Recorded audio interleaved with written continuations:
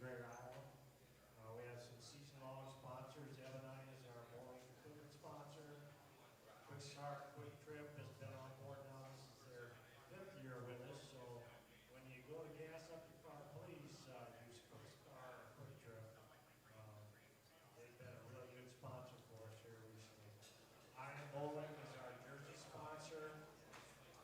If you need to order new jerseys, go to their website, use the code GIBA, and get 25% discount. That's the best discount they offer, guys. So please be sure to use that and keep them as a seasonal as well. Steen has been with us for, I think this is going on his 14th year. And he donates to prize funds for us and as a seasonal sponsor as well.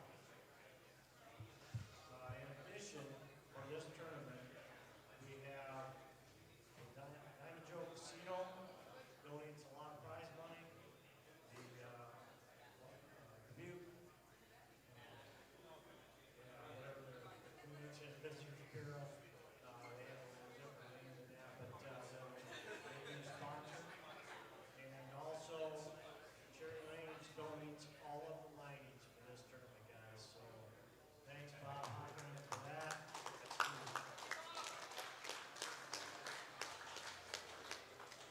A couple more things here. I still see a lot of bowling ball bags on the back here on the carpet. We need to have those moved up onto the tile portion as soon as possible. If you don't move them, I've been told that security may come along and grab them, and you won't get them back till you go play them. So you probably want to get them moved up. The last thing I have here today is your skip. Skip for today is skip 1, skip 2, skip 1, skip 2, skip 1. Made it as easy as I could. 1, 2, 1, 2, 1. All right, I'm going to turn the mic over to Jeff here to say a couple words. Thanks a lot, and good ball, guys. All right, I won't take up any time beyond a couple seconds here. I just want to thank everybody for coming, selling this tournament out in a day or two. It's pretty awesome. If anyone has any feedback, I don't care how negative it is, I want to hear it. That's transparency at its finest, unlike some bodies in bowling. I welcome any and all feedback. And the only other thing I want to say is don't forget, if you do not cash, tonight when we're done with qualifying, we're going to be drawing, and this is where my sponsorship money goes, free slot play cards. And if you're under 21, I will buy those cards for you, which Susie Fever will like a lot, because they'll end up in her hands. But please stick around, and you have to have a Diamond Joe Players card to get one of those slot cards. So make sure you sign up for the Players Club, and be here if you do not cash. This is only for non-cashers. Be here at the end of qualifying. We will be drawing those tonight. We did have someone that turned a $40 slot play card into, I think it was 800 something a few years ago. So it can be a way to make the cut without making the cut. And please have fun. Don't be afraid to go down and fire a little. The dice tables were hot last night. Thank you. And hopefully they will be again tonight. Bowl well. All right, one last thing, guys. You are allowed to enter brackets through the end of shadow balls, too. So if you decide you want to get into brackets, we'll take that. All right.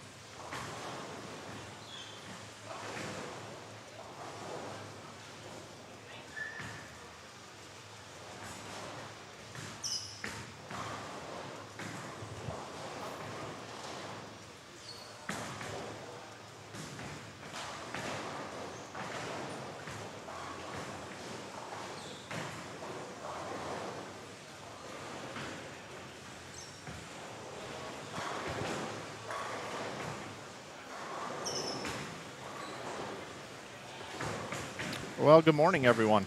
Wanted to just make sure everything was working good here this morning. To those of you that are watching our opening round coverage of the 2024 11thframe.com Open, I'd like to welcome you into today's broadcast here on InsideBowling.com. Here over on YouTube. Just want to make sure if you're tuning in this morning that you can hear me loud and clear. So if you could do me a favor here and just let me know that everything's coming through okay. I would appreciate that as we get ready to get started here. Players have about 2 minutes of practice remaining. I'll do my official open.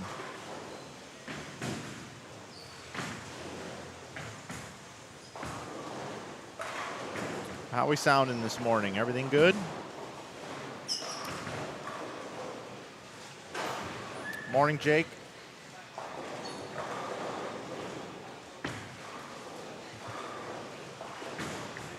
Thank you, Chase. Kristen, Darren, what's up, everybody?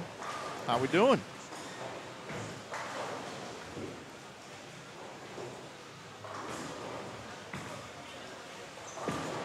I haven't even looked at this oil pattern yet. It's the same one as they used last year. I read in Riggle's article that it was fair on both sides of the lane. Why change it when that's the case? So.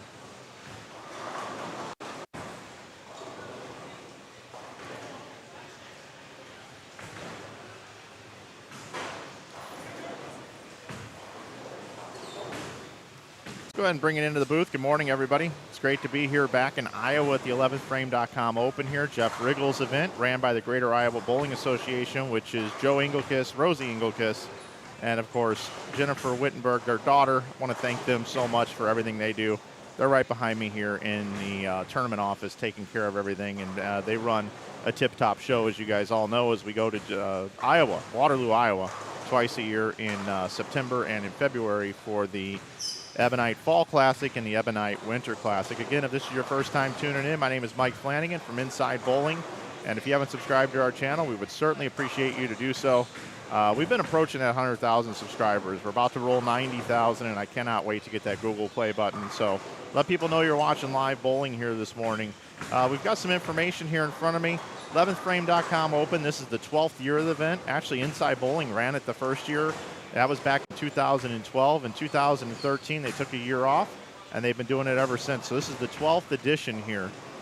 Cherry Lanes, Dubuque, Iowa. Bob Hochran, still the general manager, does a great job here. You know, Bob was quite of a bowler himself, bowling in the PBA regional circuit in the Midwest area. We appreciate all that Bob has done. They donate all the lineage here this weekend so that the bowlers can bowl for some great prize money. Speaking of prize money, we got some great sponsors for you.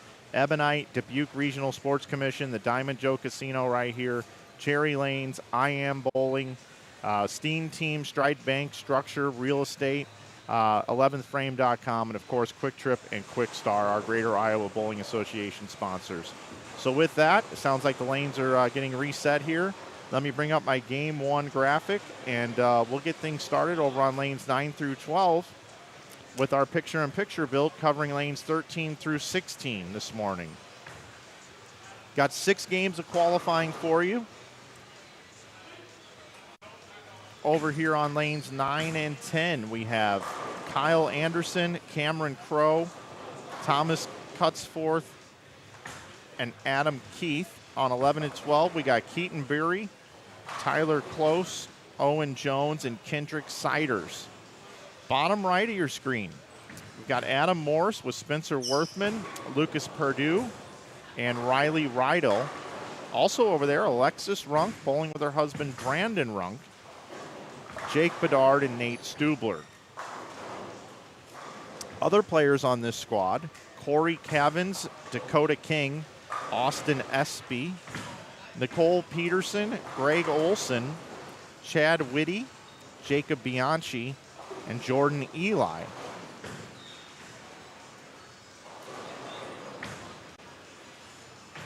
On 17 and 18, we got Roger Harford, Rodney Jackson, Eric Kent, Seth Techtmeyer, Brian Thompson, Dakota Vostry, Kyle Krolbowl in the squad, Josh Powell, Ben Cottrell, Stephen Habel, Zach Bajorner is back bowling. He was instrumental in getting the Fusion Realtor tournaments running up in Iowa that we've been streaming for so long now, the Ebonite Fall and Winter Classic. Great to see Zach bowling, and he's bowling with Bob Hochran, our general manager here. They're on 21 and 22. Lanes 23 and 24, we got Quentin Bolin, Ryan Burks, Dave Barris, Chad Moss, Dan Gifford, Bruce Rollins Jr., Alex Pike, and Michael Whitaker. That's 25 and 6. 27 and 8, we got Chase Donner, Jordan Newbanks, Jacob Gossi, Tyler Satter, Brandon Hall, Peyton Nabick, Jordan Schottmer, and Ryan Schottmer round out your field. Folks, I'll be right back. I got one quick thing I have to do, and then we'll go over the lane pattern here for this year's 2024 11thframe.com Open.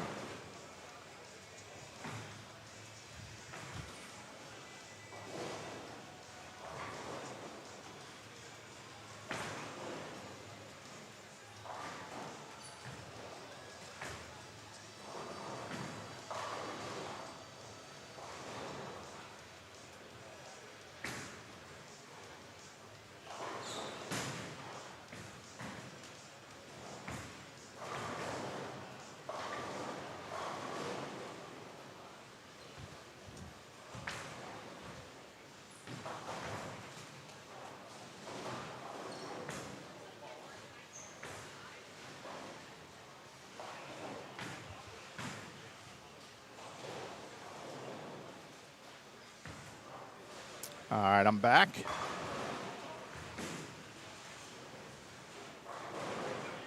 Let's take a minute and try to decipher this oil pattern. What do you guys say? Let's give it a shot. All right. Here we go. This is the oil pattern for the event. It was designed by Nick Hoagland, it looks like. Almost 25 milliliters of oil. We got Brunswick Pro Lane out there, 10 years old. It's a little bit older than that, actually. Probably about 14 years old. Looks like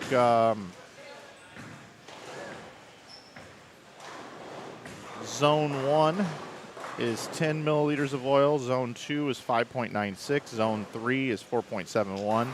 Zone 4 is 3.75. And Zone 5, it just buffs. 37 feet in length, it looks like. 37-foot oil pattern, so pretty short. And it looks like a 1.6 to 1 ratio. Try to get some more information on the oil pattern for you as we move along. I'm not as good at reading that graph as I am as a Kegel graph, but I'll do the best I can. Let me read you guys Riggle's article, some of the highlights from his article here. It says the same lane pattern to be used again for the 2024 GIBA 11thframe.com Open. Mike Flanagan's Inside Bowling is webcasting. This event here is 156 total players in the field across 3 squads. We've got squads for you today, 9 a.m., 1 p.m., and 5 p.m. Entries for this one opened up on June 28th, and there were only 14 spots left by the end of that day. A lot of added money here. The oil pattern is the same one used in 2022 and 2023. The pattern was designed by Nick Hoagland, 37 feet, 24.63 milliliters of Connect oil, and a 1.11 to 1 ratio on the left and a 1.66 to 1 on the right. They used to use a modified U.S. Open pattern for this one. And the top 5 last year were right-handers, but 2 lefties just missed. Cameron Crowe in 7th, and 2-time 11thframe.com Open Nate Stubler was in 9th. Several players told Jeff that they felt it was fair as any pattern they've ever used for the tournament, so they've been sticking with it for 3 years. The huge challenge in this one is tomorrow's round 2. They have 12 games on Sunday. And for the right-handers to be able to stay further right for as long as possible, that's always been the difficult part of this one here. Hoagland, before the 2022 tournament, said this pattern should play out for everyone, and he expects urethane to be in play. I think the pattern will hold up for 12 games due to the fact that everyone's ball will be outside the first arrow at the break point, thus saving the track and middle parts of the lane for later in the block. Always aim for a challenging pattern here with relatively low scoring pace, which adds to the challenge of crafting the pattern. So there's some information regarding this this lane pattern. And if you want to read that article, I will put it in the chat for you right now. So it's a short pattern, very flat. Hello to everybody else here watching this morning.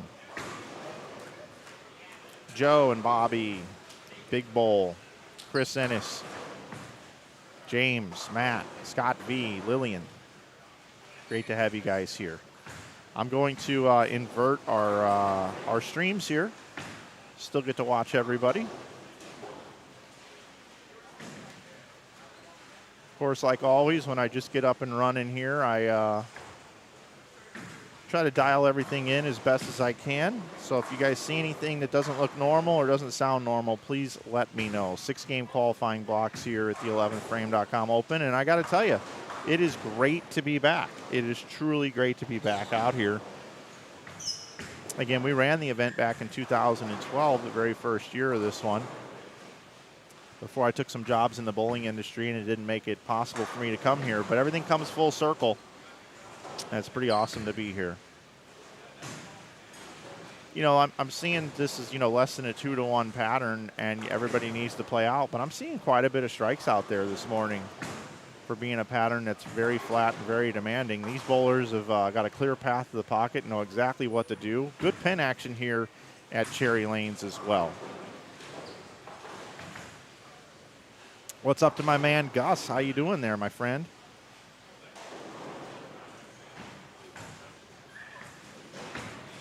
Joe, thanks a lot. You know, I do the best I can. You know, I got to upgrade some equipment here, to be honest. I got a new soundboard I ordered last week. It didn't make it here in time for this week, so I'm still using my old one. And I do need to upgrade at least 2 of my cameras. I'm going to make about a $4,000 investment into my live streaming equipment here shortly. I'm also going to get a backdrop and a tablecloth. So I'm probably going to be upwards of $5,000. I'm going to be putting into this one. And folks, if you want to help support me and what I do here, you can do a few things. One is, it doesn't cost you anything. It's just subscribe to the channel, share the stream, and like the video. If you feel inclined that we provide you free coverage and you want to donate, you can do a super chat on YouTube, which is cool. You can also go over to our website, InsideBowling.com, and you can change your buying habits, and you can purchase bowling balls, bags, shoes, accessories, whatever you'd like from us, and we'll ship it out to you. We got 5 warehouses all throughout the United States, and we'll get you your gear that you need for bowling. So we appreciate that, right? That's just changing a buying habit if you're a bowler. Or Christmas time, you're looking for gifts, give us an opportunity for your business. The other thing that you can do is you can buy our merch. We've got a lot of merch available. We make it all ourselves now. We just got an office space where we're growing our merch business in the St. Louis area. And we've got some new dry fit hoodies like the one I'm wearing here today. And you can save 15% on all apparel at InsideBowling.com with coupon code YouTube. YouTube is the code for apparel on Inside Bowling. So that's how you can promote and support what we're doing here. And it is a labor of love, of course, but to be able to make things look as good as possible, you know, it does take a little money to do so, and we would certainly appreciate any help with that whatsoever. But I know times are tough out there for folks right now, so I'm certainly not, don't want you to do anything that you can't comfortably do. So just liking the video and subscribing to our channel doesn't cost anything. We appreciate that too. So whatever you can do, greatly appreciated. I got to tell you, I think if I was out there bowling right now, I'd go like 400 over this block. No, I'm just kidding. I hate short oil, but that's okay. I'm impressed with the bowlers here we have this morning, how good they're bowling. Alexis almost with a little 5-7 there. She's kind of laughing about it. Who's got the front 5 there? I've watched every bowler that's highly decorated on this pair, between Stubler, who's bowled on television for a PBA title, Alexis Nair, now Runk, Brandon Runk, also great lefty, and the other player on that pair is Riley Rydell. No, that's not right. Excuse me, Jake Bedard. So Jake Bedard has the front 5.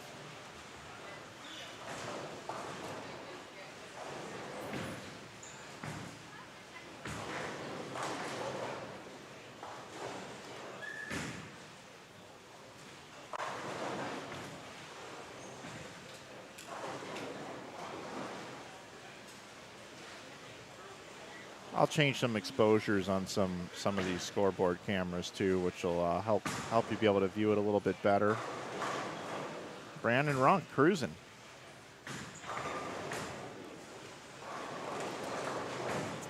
Bottom right of your screen, we've got lanes 9 and 10, 11 and 12. Pretty good scores being bowled over there as well. Spare game on point for the most part. All right, Mr. Bedard. There you go. He's throwing a little IQ 78, it looks like, a little urethane. A lot of urethane this weekend. If you're a fan of urethane and new urethane and all that kind of stuff, or not urethane, whatever they're calling it, this is a good one for you. Again, I want to talk about our sponsors. First of all, if you'd like to sign up for any of the great events that go on up here, you can head over to giba-bowling.com. Joe Engelkiss will certainly get back to you. They've got a great list of events, and don't forget about the Ebonite Fall Classic coming up here in September. Also, we want to thank Ebonite. If you're looking for a new bowling ball purchase, bowling ball, bags, shoes, whatever, check out the B7 brands, Brunswick. Ebonite is in their family of brands, and you can order all that stuff right on Inside Bowling, as I mentioned earlier. Definitely want to give a shout out to the Dubuque Regional Sports Commission for donating some money to this event for the bowlers to bowl for. Over $4,000 added total thanks to these great sponsors. I want to thank the Diamond Joe Casino and Cherry Lanes. They donate the lineage all weekend. No lineage. All of the money paid into the tournament goes directly into the prize fund. That's pretty awesome. Of course, our friends over at IAMBowling out of Las Vegas. There's a coupon code if you want to save on anything over at IAMBowling.com. It's 25% off with coupon code GIBA, 25% over at IAMBowling. I want to thank Brandon Steen and the Steen team, Stride Bank Structure Real Estate, for all he does up here in this area. If you're looking for real estate, refi, loans, things like that, check out Brandon Steen at the Steen team. Jeff Riggles, of course, the 11thframe.com, also does some sponsorship of this event. That he puts money back into this one from his subscribers. Make sure you subscribe to the 11thframe.com and learn about all the news in bowling. And, of course, Quick Trip and Quick Star. Quick Trip and Quick Star, where you get your gas in and out of town. That's where I fill up. You should, too. Mr. Worthman here with a little messenger at the 10. Orange shirt. Spencer Worthman. Where's Bobby Worthman at? That's what I want to know.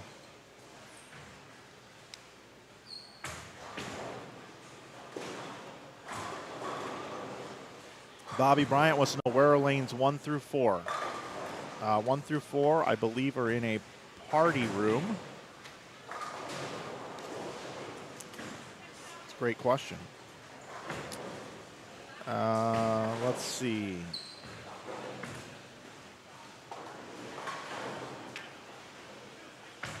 This event is sold out. New Mexico Open also happening this weekend on the West Coast. Just goes to show bowling is alive and well.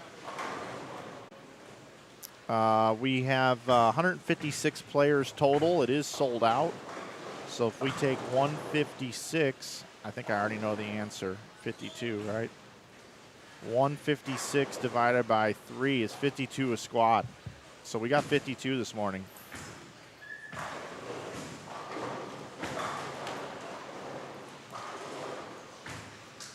Coming in game 2 is going to be Jeff Riggles. He's going to spend a little time here in the booth with me. But the big story here this morning, right out of the get-go, is our man Jake Bedard with the front 8. Just to give you an idea on scores on the other pair after Brandon throws this shot, peeling it off the gutter, comes in a little bit high. There's a look at our scoreboard over here. You see Cam Crow off to a bit of a slow start.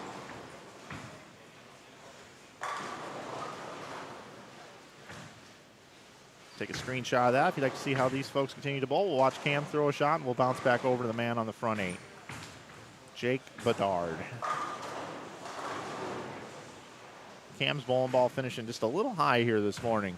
We'll get it figured out. There's his buddy Nate Stubler. Plenty of friction coming off the end of this one here. Lots of ball motion. Look at that messenger for Worthman.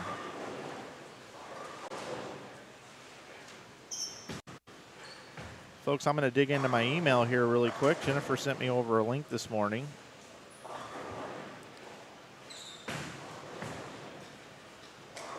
And I'm going to set us up a bit.ly link so we can get you guys the standings.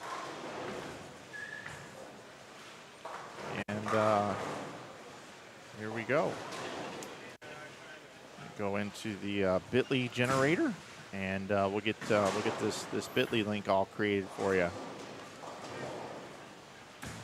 Create a new bit.ly link right here. We're going to put that in there, and we're going to go with 2024 11 frame open.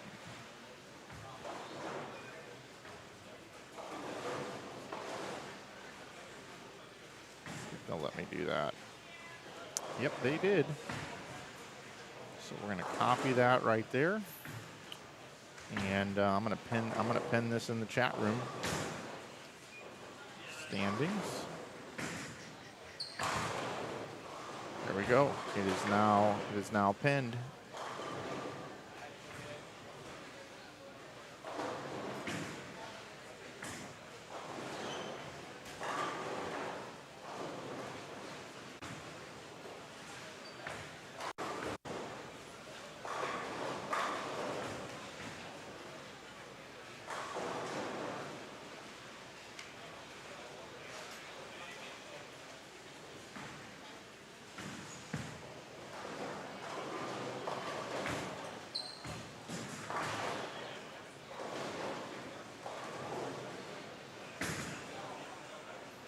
Jake Bedard on the front 8 if you're just tuning in here.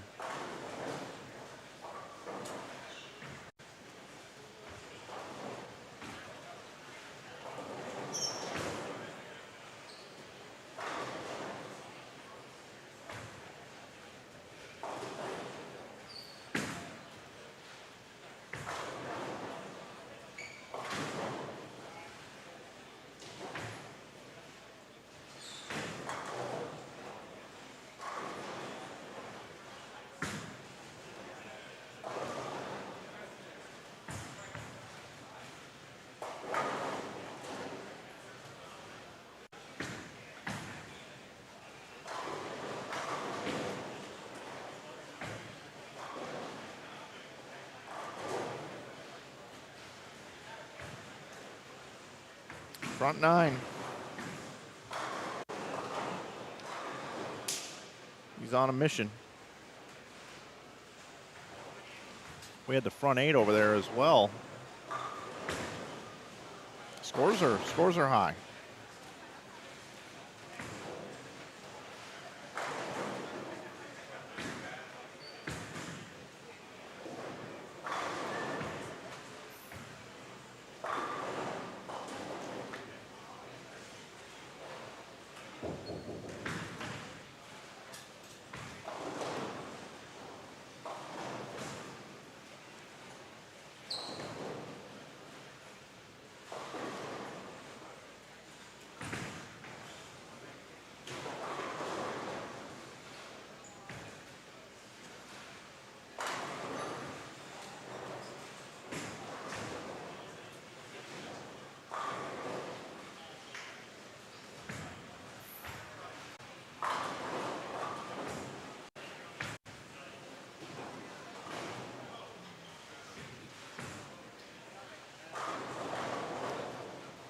So here we go, Jake Bedard, front 9, throwing the IQ 78 urethane ball, playing right up at him. Right up at him. Here we go.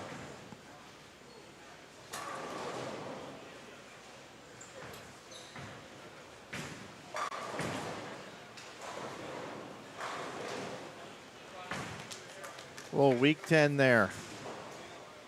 Nothing wrong with that, though. A good start. I'm going to take a quick walk, also adjust that scoreboard for you guys. And I'll be back in just a second.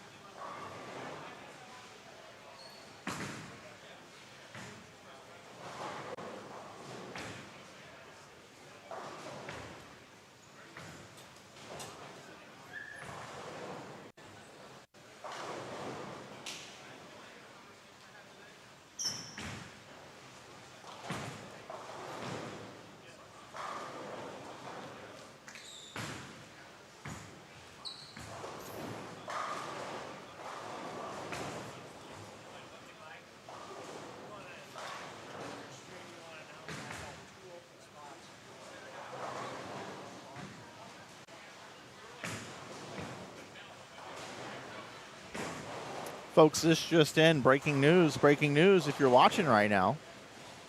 And you can let everybody know we got 2 open spots at 1 o'clock. A couple guys just canceled. So if you would like to bowl at 1 p.m. today, there are 2 spots available at 1 p.m. 2 spots available at 1 p.m.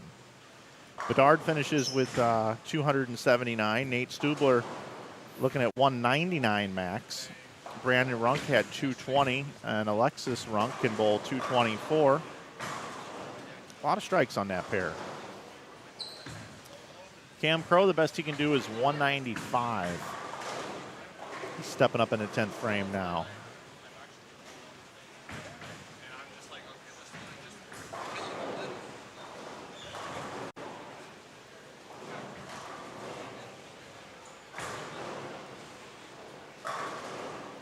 Format for the tournament is when we come back for round 2, it's 12 games tomorrow in round 2. A lot of bowling tomorrow. And how that works is whoever has the high game each game gets the maximum amount of points. Hey, Max, appreciate you very much. Appreciate that super chat. You're the man. Thank you very much. If you have any questions, let me know. I'll be more than happy to answer it for you here on the air. It goes a long way, my friend. Appreciate it.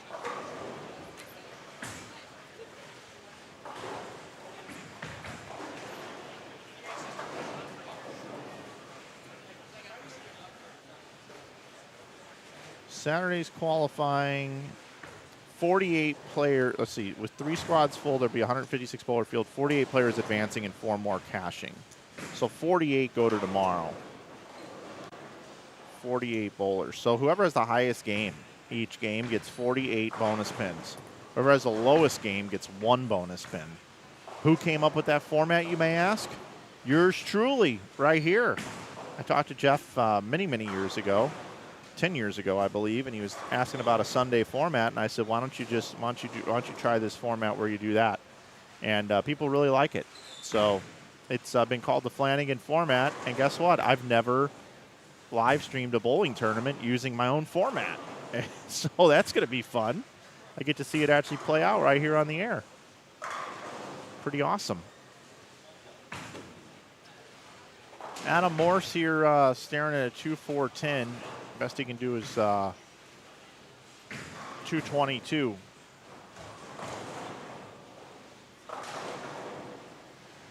Lucas Perdue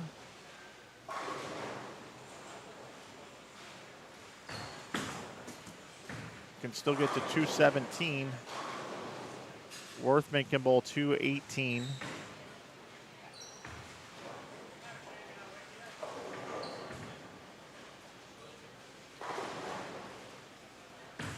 Riley Rydell leaves at 210 now. Let's bounce out of here, see how our other players are finishing up here. Looks like Cam Crow had 194. Next door posted up 242, 181, 246, and 218.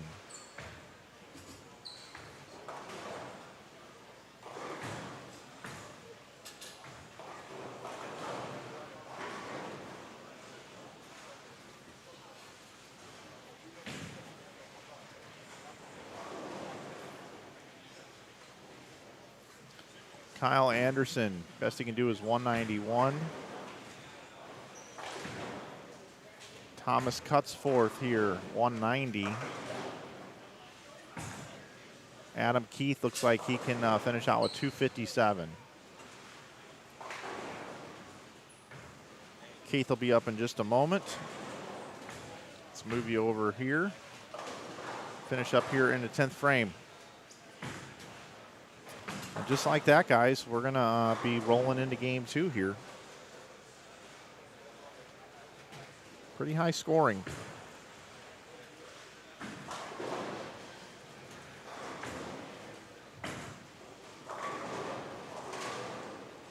It's really feast or famine. If you like playing out, this is it for you. This is your kind of tournament.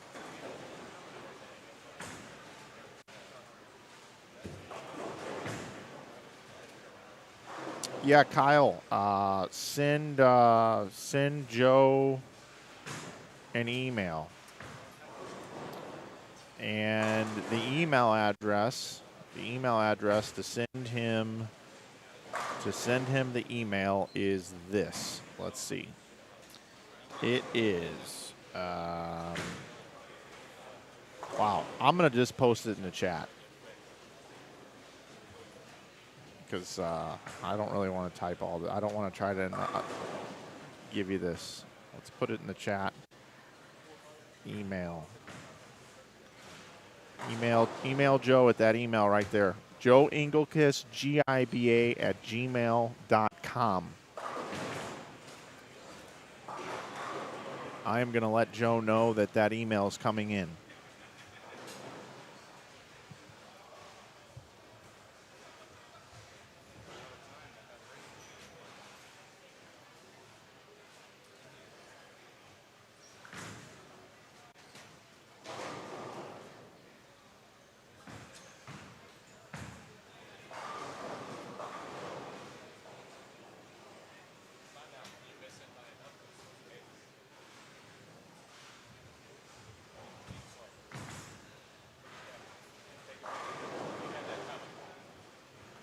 Joe has been informed, and we appreciate you trying to fill the tournament up. Again, we've got 2 spots for the 1 p.m. squad today. Had a couple late cancellations. I hope everything's okay. Bob Hochran is bowling, and so is Zach Bajorner, believe it or not. See you at 1, Kyle R. I'm Mike F., by the way, in case you didn't know.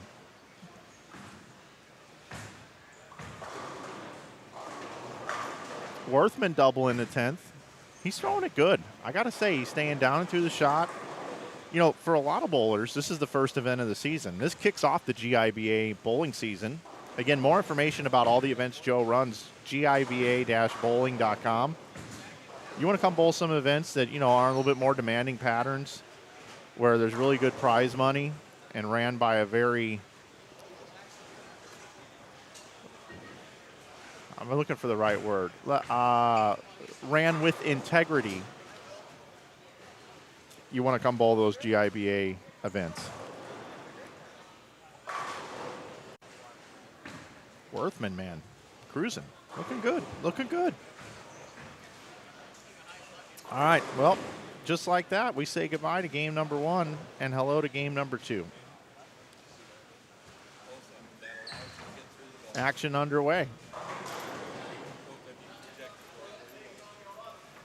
Yeah, the unique thing about this center are the red gutters, right? It is pretty unique. It's pretty cool, though. Gotta say, gotta say.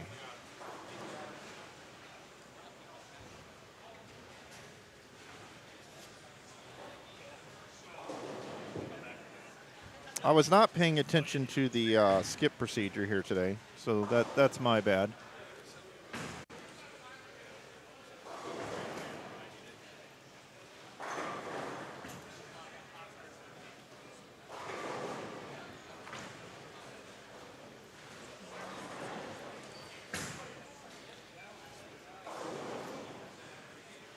Looks like we've got right side of your screen, Kendrick Siders, Owen Jones, Tyler Close, Keaton Berry. And then we're going to have Adam Keith, Thomas Cutsforth, Cam Crow, and Kyle Anderson for you here on 13 and 14. Bottom right of your screen, lanes 11 and 12. We're going to have Jordan Eli with Jacob Bianchi, Chad Witt, and Greg Olson. And then next door, we'll have Nicole Peterson, Austin S., Dakota King, and Corey Cavins for game 2.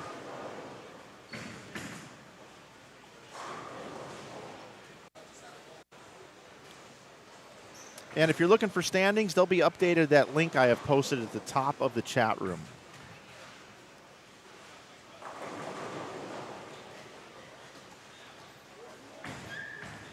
How's everybody doing today out there in the world? Let me know where you're watching from. Let me know what part of the world you're watching from this morning. We get folks watching from all over the world here on Inside Bowling. It's pretty cool. I mean, I gotta say.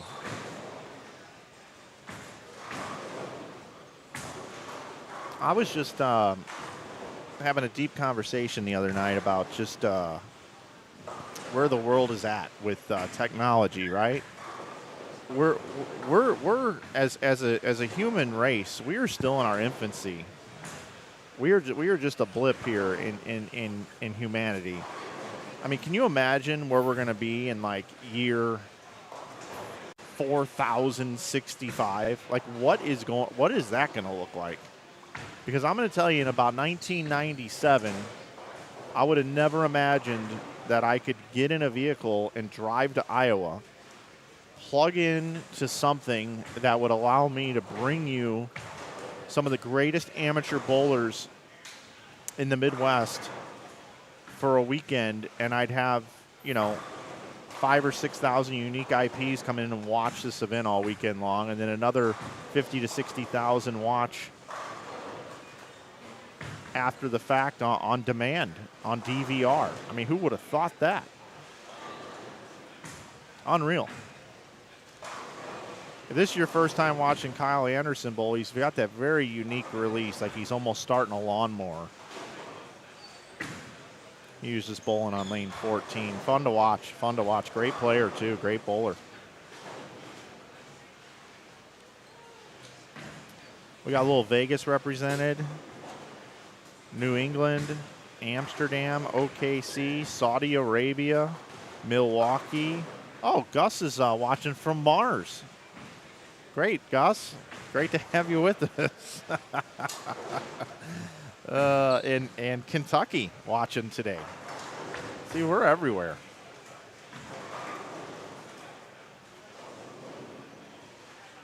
I'm big in China. I'm gonna tell you right now. If I move to China, I wouldn't have to pay for anything. They'd roll out the red carpet over there in China for me. They love me in China. I'd like to go announce some P-League. That would be fun as hell. I would love that. Oh, my goodness. That P-League is cool. Very cool.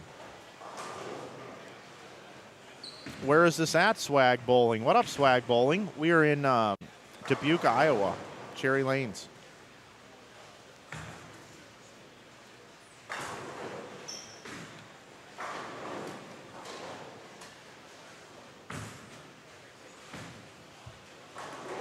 I'm getting spoiled. I'm getting my letters put on my paper so I know who everybody is.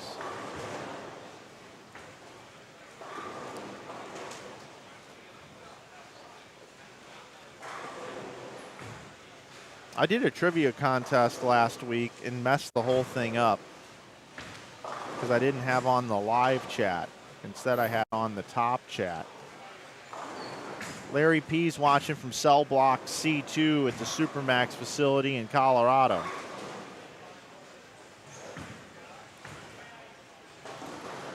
We've got one spot open on B Squad. Still have one opening, ladies and gentlemen. One opening for B Squad. You know what, Joe? I'm going to take it. I'm going to take that. I'm going to take it. I got enough people here to help me out. I didn't bring any equipment. That's not a worry. I can destroy this entire field with a house ball. Thank you. Not a problem. I figure Riggles and Eric Liddig can hold down the fort up here. I'll just give them a quick training, and I'll go out and mop these people up in my own format. How's that sound? Can't believe we just had a missed 2-pin there on 11. This pattern's starting to stretch, meaning that the oil from the urethane bowling balls, because they don't flare very much, they roll over the same spot. That oil then rubs off on the lane, and the oil moves down the lane, which means you're going to start leaving 2-pin combinations like we just saw on lane 16. You're going to start seeing the 5-7 coming into play, 5-10 coming into play for the left-handers. Lighter hits are coming, which means those players are going to have to either slow their speed down a little bit or begin to ball up. Those are a couple different options. Or move their feet around a little bit. But game one, I mean, there were some big scores in game one, and those standings will be out soon. I want to welcome in all 311 viewers. If you're just tuning in, it's the 12th edition of the 11thframe.com Open. Of course, if you're not subscribed to the 11th Frame, you should check them out, 11thframe.com. That's Jeff Riggles. He puts out multiple news articles throughout the week. Does a great job of it. Been doing it for a long time. Very entertaining, some of that stuff over there. And, of course, we want to thank our friends here at Cherry Lanes, Dubuque, Iowa. It's where we are. Bob Hockren, our GM, bowling this morning. 26 lanes in this bay, 30 lanes total in this facility. We've got 3 squads, 9 a.m., 1 p.m., and 5 p.m., 6 games each. Semis will be tomorrow, the round number 2, 9 a.m., 48 players will make it in. 4 additional will cash. We'll have a 5-person stepladder around 3 o'clock tomorrow afternoon. 52 players per squad will make up a field of 156. I'm glad you're with us here this morning for our opening round coverage here from Cherry Lanes in Dubuque. The oil pattern's 37 feet in length, less than 2 to 1 on both sides. It is a bit asymmetric with the way the pattern has been built. And we just saw a 7-pin get flagged there. I'm kind of digging the jersey, though. What is that, like a sheriff emoji? I should know what that is. I just don't know what it is. Now we got a flag 10-pin. What is it, Flag Day? This isn't July the 10th. What's going on here? Come on, everybody. I know it's the first event of the year. I started talking about that earlier, and then I lost my train of thought. Imagine that. But this is the opening event for the GIBA season. This is the opening event for a lot of bowlers that took the summer off. So this is kind of this is quite a test for you just to get back in your bowling groove.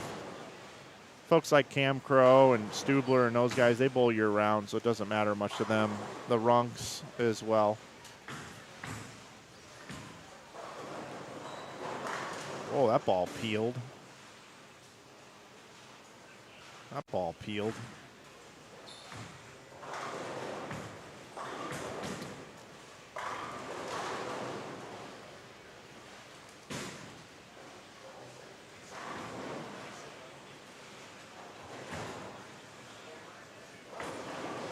That's Keaton Bieri. He throws it sweet. He's got to be, what, about 18 or something? Maybe. Amazes me how good these kids are. I mean, it just keeps getting more and more. I mean, it's unreal. The amount of power these guys create. Worthman over there still throwing shrapnel at 10 pins.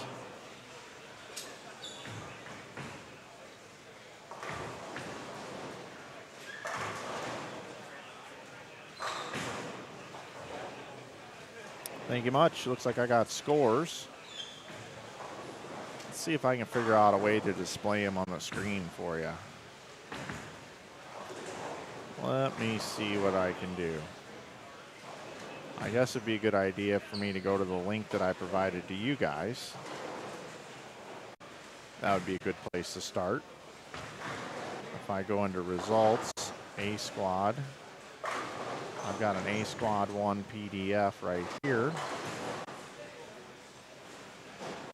So yeah, I think I could do that. We do a little screen capture here. It's not how you do that, Mike. Click the wrong button. Let's do a screen capture. And let's go and grab this.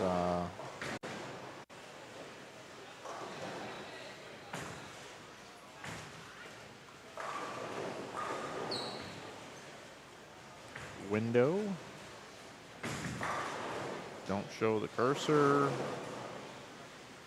We're going to go with Google Chrome, A Squad. Let me crop this out for you.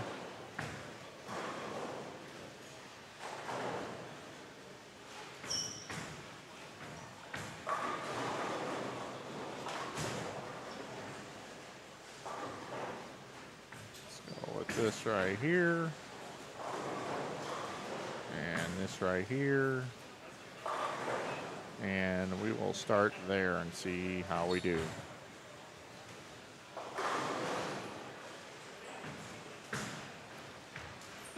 All right. Here goes nothing, everybody. That's not amazing, is it? That's not amazing. I don't love that. I do not love it.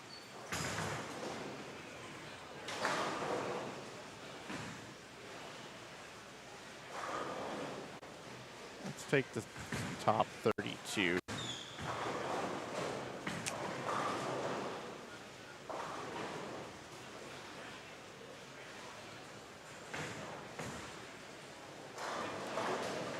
We're just going to roll with this right here. Just going to take screen grabs, I guess. Okay, for now. Here we go. Jake Bedard, your leader. We saw him bowl 279 right here in front of us. Brian Thompson second at 65 over. Kyle Kroll is third at 57 over. Bob Hochran, wow, fourth house bowler, 56 over, along with Quentin Bolin. Owen Jones is 46 over, along with Ben Cottrell. Eighth is Keaton Bierry at plus 42. Adam Keith is ninth at plus 32. Peyton Nabick plus 31. Jordan Schottmer plus 25. Stephen Habel plus 23. Zach Bajorner plus 22. Brandon Runk plus 20. Jordan Eli plus 20 as well. And you see the rest of the standings there. They're available pinned on your link at the top of our chat room. We've got, like I said, 52 players. And even though I was talking about the scores being high, only 22 or plus. So there's just some folks that like playing out with urethane and got matched up in game one. And that's what I was kind of paying attention to. And it was right throughout the area where I sit. So there's a little messenger for you there, Mr. Anderson. Enjoy that. Pace of play is outstanding here, by the way. Everybody's up, ready to bowl. One lane courtesy.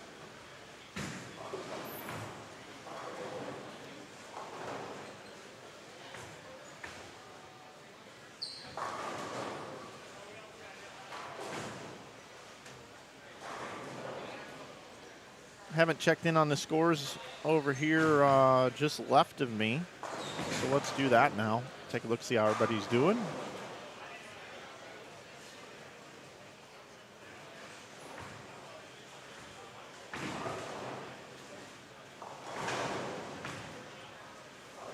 A little bit further behind than our other pairs over here. So we'll head out over here.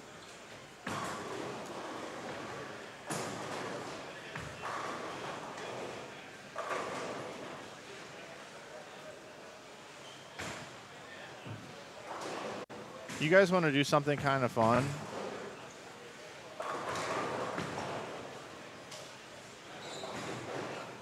You guys want to do something fun? Chat, tell me.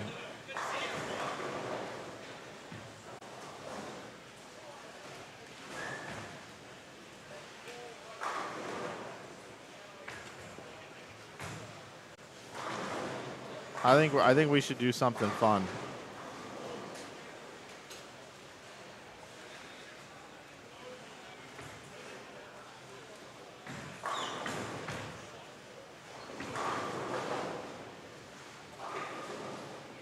Kyle, yeah, I'll give you a shout out. What up, Kyle? 18 freshman is St. Ambrose. Thanks, Stephanie. You're the best. We have now filled both of the spots for B Squad. Beautiful. That's what we like to hear. The field is full again.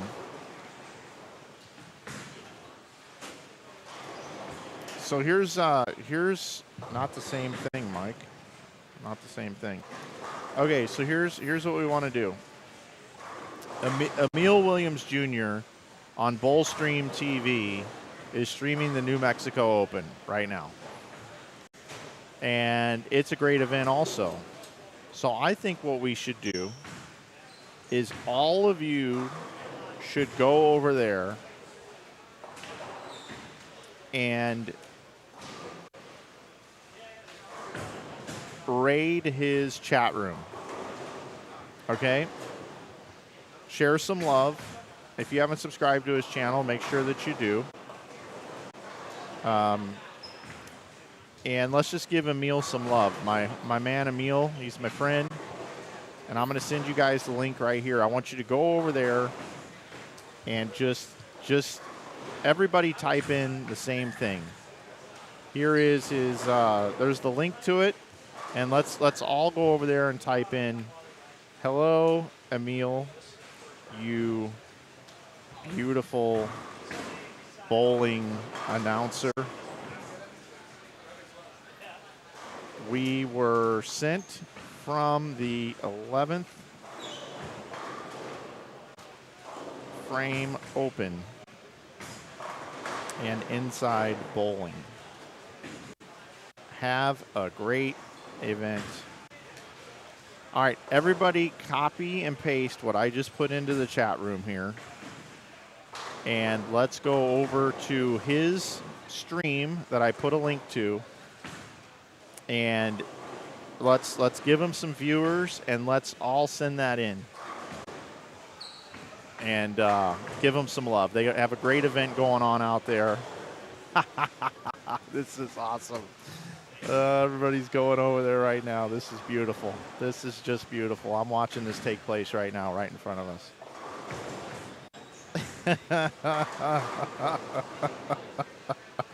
Oh, that is beautiful. Beautiful, everybody. You guys are killing it right now. Give Emil some love over there. Subscribe to his channel also. We all like to have fun. We all like to have fun.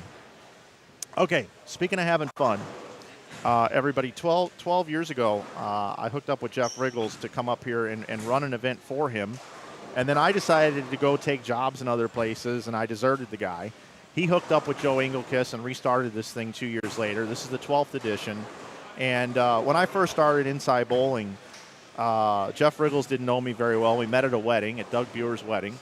And I was just talking his ear off about all these things I think could be done in bowling. And I've done a few of them. I haven't done them all, but I've done a few. We created a friendship, and after 12 years of streaming this event, I'm back again up here, as I told everybody. And now joining me in the booth, it's been a long, long time, is none other than my friend, Jeff Riggles. Hello, Jeff. Hey, Mike. It's great to be here. I certainly will never forget that Doug's wedding. And here's this crazy guy that cornered me and talked my ear off with all these ideas and plans. And I get that all the time from many people over the years. And I always, journalistic skepticism. But I have to give you credit. You made very many of them come true. And it's great that you have the time to come back this year for this. We haven't had webcasting for a while, so much appreciated. Yeah, it was pretty cool coming back up here. I streamed a couple of events. I streamed a college tournament and then the 11th frame, and I was like, man, I'm gonna be coming to Dubuque all the time. And then I didn't.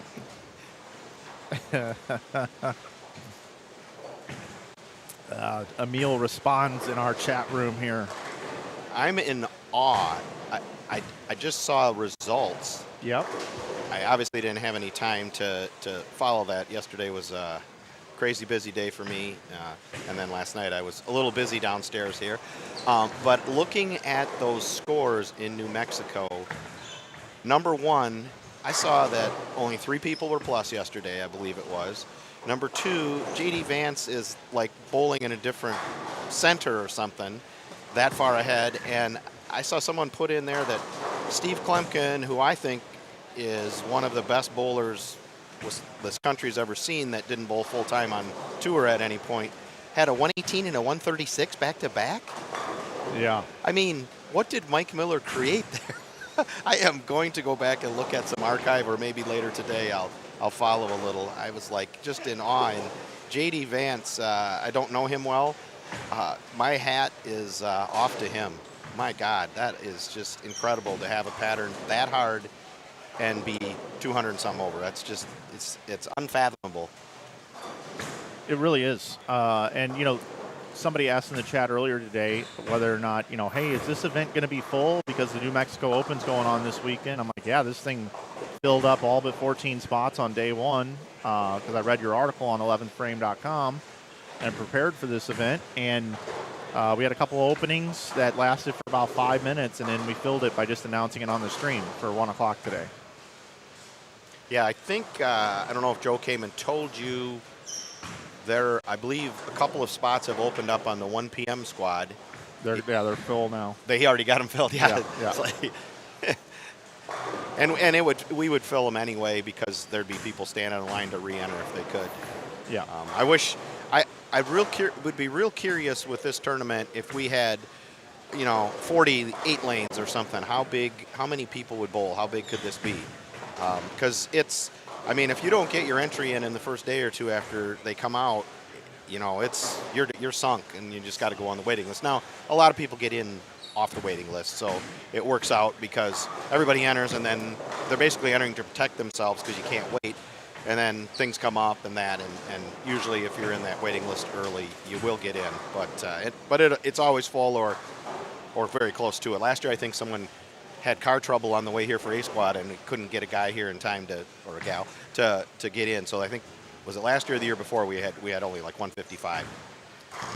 Kyle Anderson having a nice game here, of course, trying to bowl the old St. Louis 267, which is all strikes with a 9 out. The taser man. That's first time I saw him, I told him that. I called him, man, it looks like you're getting tasered when you're going to the foul line. Or starting a lawnmower or something. Yeah, he thought that. He's always chuckling about everything.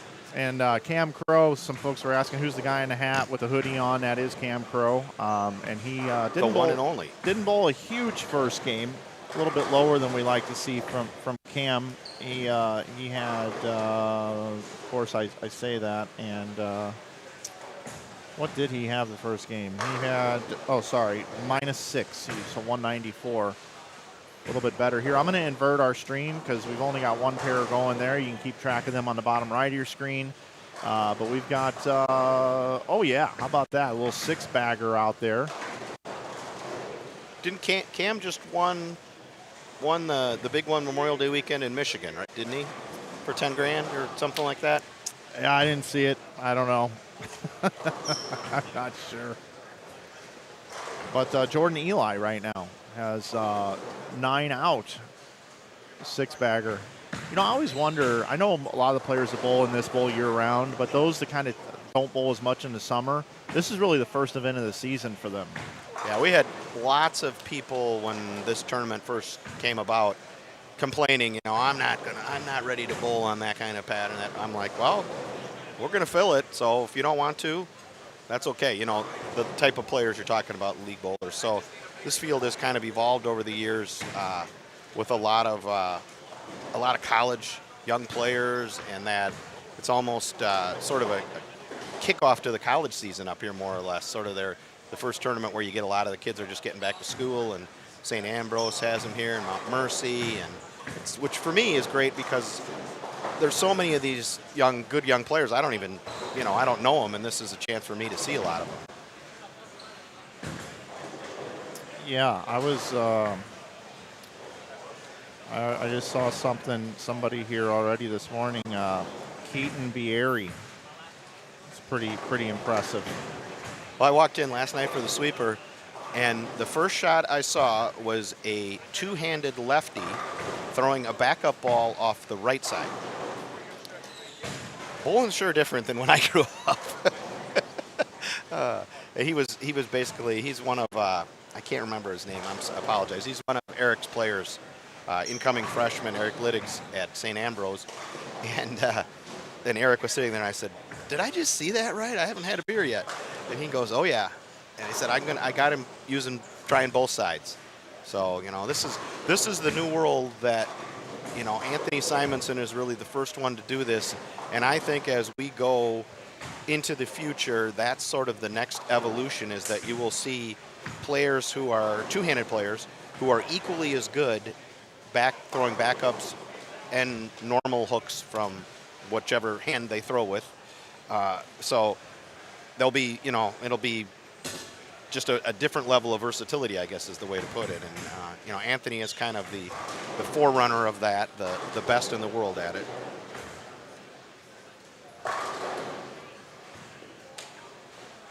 Now, Cam, you weren't here. Was it last year or the year before? I got to give him some crap about this. He got halfway from Chicago to here and realized he'd left his backpack with his shoes and everything in it. So he had to turn around and drive back to Chicago. And I think he walked in during practice balls, racing but he did make it. But Jeff, I got to tell you something. As I've gotten older, I forget something on every trip. Oh, shit. Wait till you really get old. Seriously, I forget something on every trip. It's been like 9 trips in a row where I forget something. And this trip, I said, it ain't going to happen. I've got it all good to go. And I got here last night, and I forgot my 13-inch MacBook Air that I normally put right here and just have open for the chat room and any sort of research I need to do, so I don't have to use the same monitor that I'm using to control the stream. And I forgot the damn thing. And I'm just losing it, man. Not as sharp as I was at Doug Buer's wedding, I can tell you that. Hey, it doesn't get better. I know. Susie and I were just up at her family's cabin up in northern Wisconsin last weekend with the McDowells and the Howries, and we got there first on Thursday, and there were like 3 or 4 things that we really needed that we forgot. So we're like texting them, hey, when you come tomorrow, can you get, it's like Frontline for Bella, for ticks and that. Forgot that after we planned to put it on. It was like all these little things, and of course they were coming a day later, so our buddies brought it for us. But we have just gotten to the point where I tell her, whenever one of us says something now, our new rule is we write it down immediately, because we never, we just forget stuff all the time.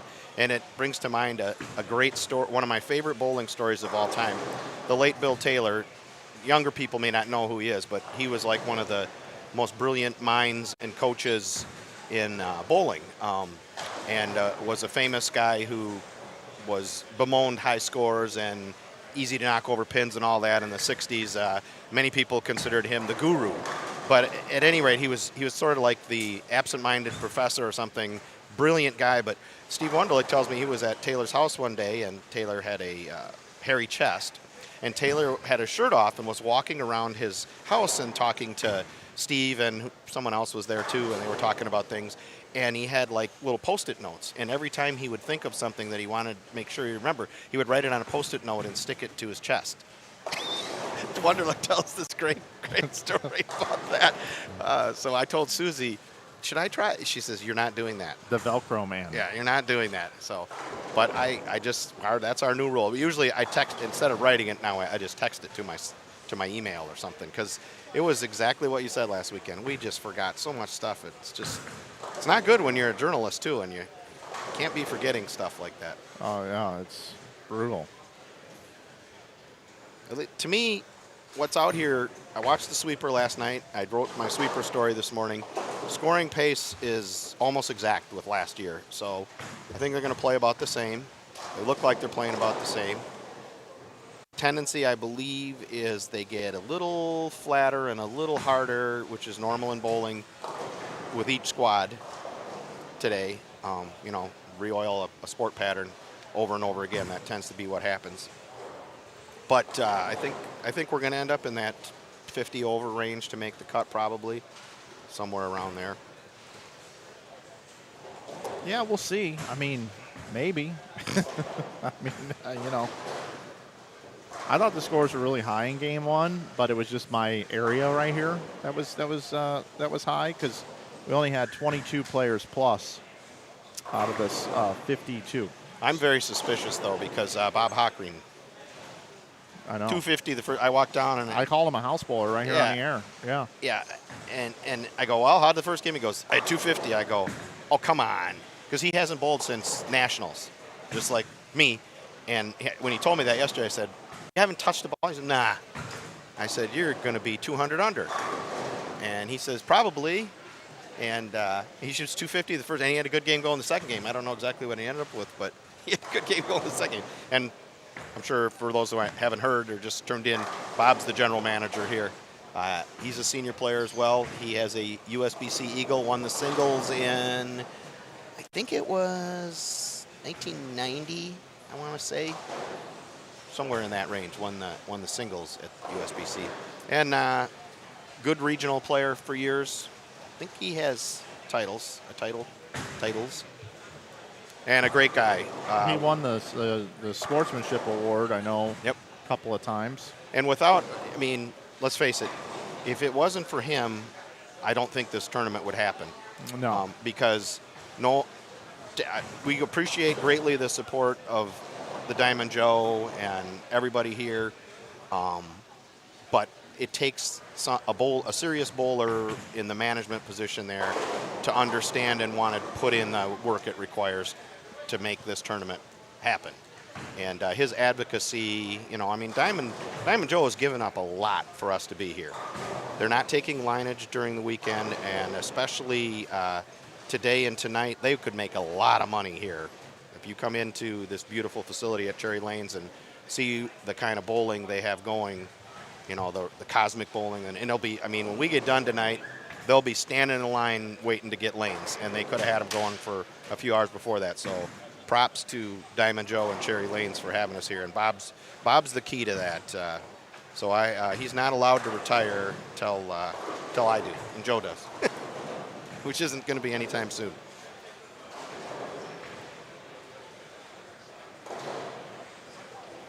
Cam Crow had 231, by the way. Be rolling into game 3 here in just a moment.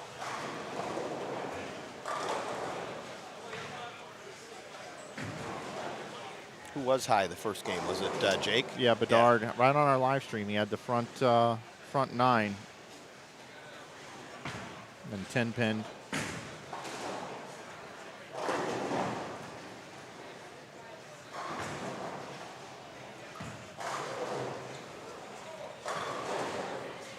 So this is another one of Eric's players here, huh? Is he the fellow that had he had a big first game too, didn't he? If I'm going by name shirt, Yankee?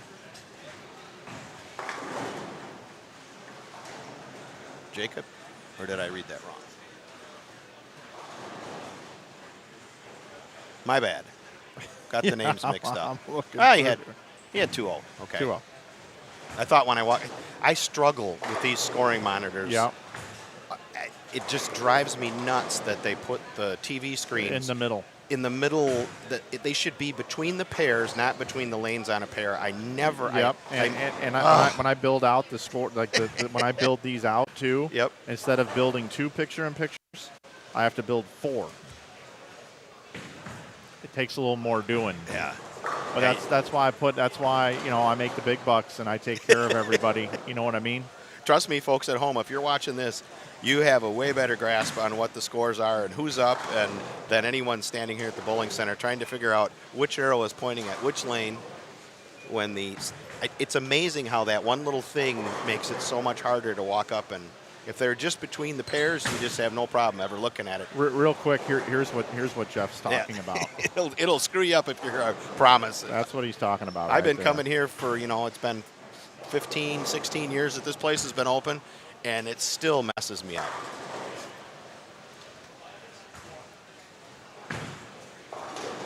But it's a heck of a facility.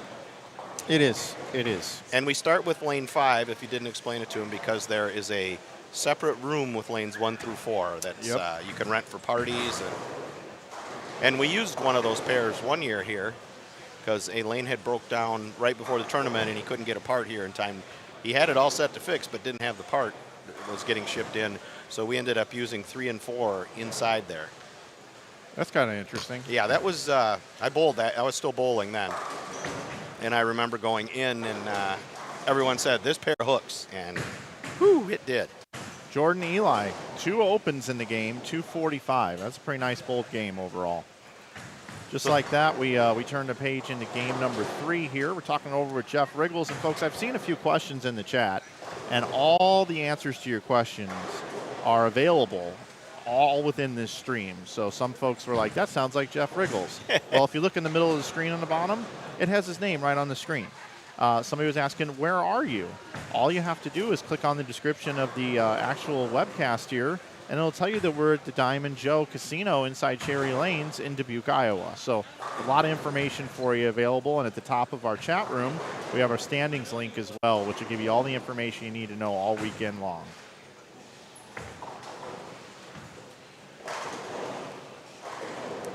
So, Jeff, it's been a while since we've been in a live stream booth together.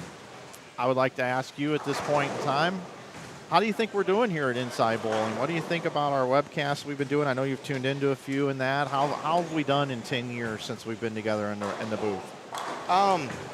Great. I mean, I don't want to. I want to tread carefully here, but I share the opinion of many that Bowl TV, if you were there, if Inside Bowling was doing what Bowl TV is doing and you were there all the time, it would be great. And I'm not picking on anybody. I love Dave Lamont. He's a pro. I love when he's on there. A lot of the guys on there. But you just have a knack for this. And all those webcasts are better when you're on them. Well, I appreciate it. And I always, because especially, and I look at this from a journalistic viewpoint because I'm usually writing about the things that I'm watching, especially if it's any PBA, PWBA, PBA 50, that sort of thing. I appreciate those. I record those post-match interviews and use the questions that you guys ask as in my stories, and you ask great questions. And like when you're there and doing the sideline reporting stuff between matches and that, I often get stuff out of that because that's my favorite thing to do is to interview people. Yeah, I like it way more than sitting up here calling the action. Yep. I love interviewing people. That's one of the things that drew me to journalism initially when I was first hired as a 18-year-old. That it was this. I was always the guy that sat watching sports, and I was always, God, I would like to know whatever. When you're watching a football game or something at home when I was a teenager. Why don't they, I would love if they could talk to this guy, and why did he run that play or that? Yep. When you get to be the journalist, you get to ask those questions. And, I think that I'm not a great writer as far as writing colorful stories, and I'm not that creative as a writer, but all modesty aside, I think I'm a hell of a reporter, and I'm good at finding information and asking the right questions. I try to do about 4 things when I interview somebody. Number 1 is I try to put them at ease very early and make them feel comfortable. I always like to make sure at the end, because they got so many things going through their mind, that I give them the softball to thank everybody that they need to thank so they can get their endorsements, and also make sure that somebody doesn't text them and say, hey, congratulations, son, but you didn't thank me. I'm your mother, right? The third thing I like to do is I like to pretend like I'm a fan that just watched whatever just happened and what are the glaring 2 or 3 things that I just really want to hear what they have to say. And then the fourth thing that I typically like to do is I like to try to get the crowd somewhat involved to show that there's some energy in the room, if possible. So that's kind of my MO for interviews. And then because we're on live stream a lot of times too, if things are going well, I'll just keep asking questions because we don't have to get off the air at any given time. But I do truly enjoy that. All right, we've got some new players here on 13 and 14. Looks like we've got Brendan Hall, Peyton Nabick, Jordan Schottmer, and Ryan Schottmer. And then on the pair just over to the right, we've got Corey Cavins. Did I do that right? Dakota King. Yep, Corey Cavins, Dakota King, Austin Esp, and Nicole Peterson. And then on the bottom right of our screen, I have, in addition to that, I have left of there, Jordan Newbanks with Chase Donner, Jacob Gossi, Tyler Satter, and then Dan Gifford, Bruce Rollins Jr., Alex Pike, and Michael Whitaker. So that's who we have for our 8 lanes here in game number 3. We're talking it over with Jeff Riggles. So I asked a question about Inside Bowling, and how's 11thframe.com going for you? Have you seen some subscriber growth over the years? I mean, man, it's been going on almost 10 years, hasn't it? Yep, I am. I'm at a record high, I guess, or right within. It changes every day as subscriptions will run out, and then people have to resubscribe. But a story that I never wanted to have to write was sadly, it was a benefit to me, even though I didn't want to write it, because there was such high interest, and that was Pete Weber's recent troubles that was in Jackson, I think, and a tough one to write, but I had to do it, and he knew that, and it was a story that needed to be told, and hopefully there will be a happy ending out of that, and Pete will be back at him here sometime in the future again. So my favorite line in this, I read this story, is at the very end. The very end, here's what Jeff had to say. Pete, if you're reading this, almost everyone in bowling is pulling for you and willing to help. I certainly am. You just need to ask. Your friends and fans want to remember you as PDW, one of the all-time greats and greatest entertainer in bowling since Andy Varapapa, not Pete Weber, the addict whose career ended sadly. I thought that was very well put to finish that article. Those are some of the hardest words to write. I mean, Pete and I have been friends since we were teenagers and competitors. Obviously, we came to be friends as competitors. And I don't never want to overstate to people that Pete and I aren't great. We're not super close friends in that. We live, 6 hours apart and all that. But we've bowled against each other for years, and I've seen the best of Pete and the worst of Pete, and everyone wants to see the best, and he's not a terrible guy. That's the one thing I always want to let people know, is that you get Pete off the lanes and get to know him, and he can be the greatest guy. He'll give you the shirt off his back. He's generous. Yes, he's generous to a fault. And I have seen him make fans' days when he's in the right mood and that. And I've also seen him do some terrible things. Admittedly, I've done some bad things in my life as a bowler. It's hard when if people came to your job and watched you and picked on you and saw your worst moments, I'm not sure that many people would pass as perfect things. They've seen some of the things I've done in my office or at the newspaper when things aren't going well, I'm sure. And, and I've obviously done some things on the lanes, especially when I was younger, that I'm not 100% proud of. But that doesn't make, never judge a person by their worst day or their best day. Yeah, is one way I put it. And I think a lot of people, for a guy like Pete, they're either like worship him or they've seen the worst and they despise him, and it's not that black and white, it's gray.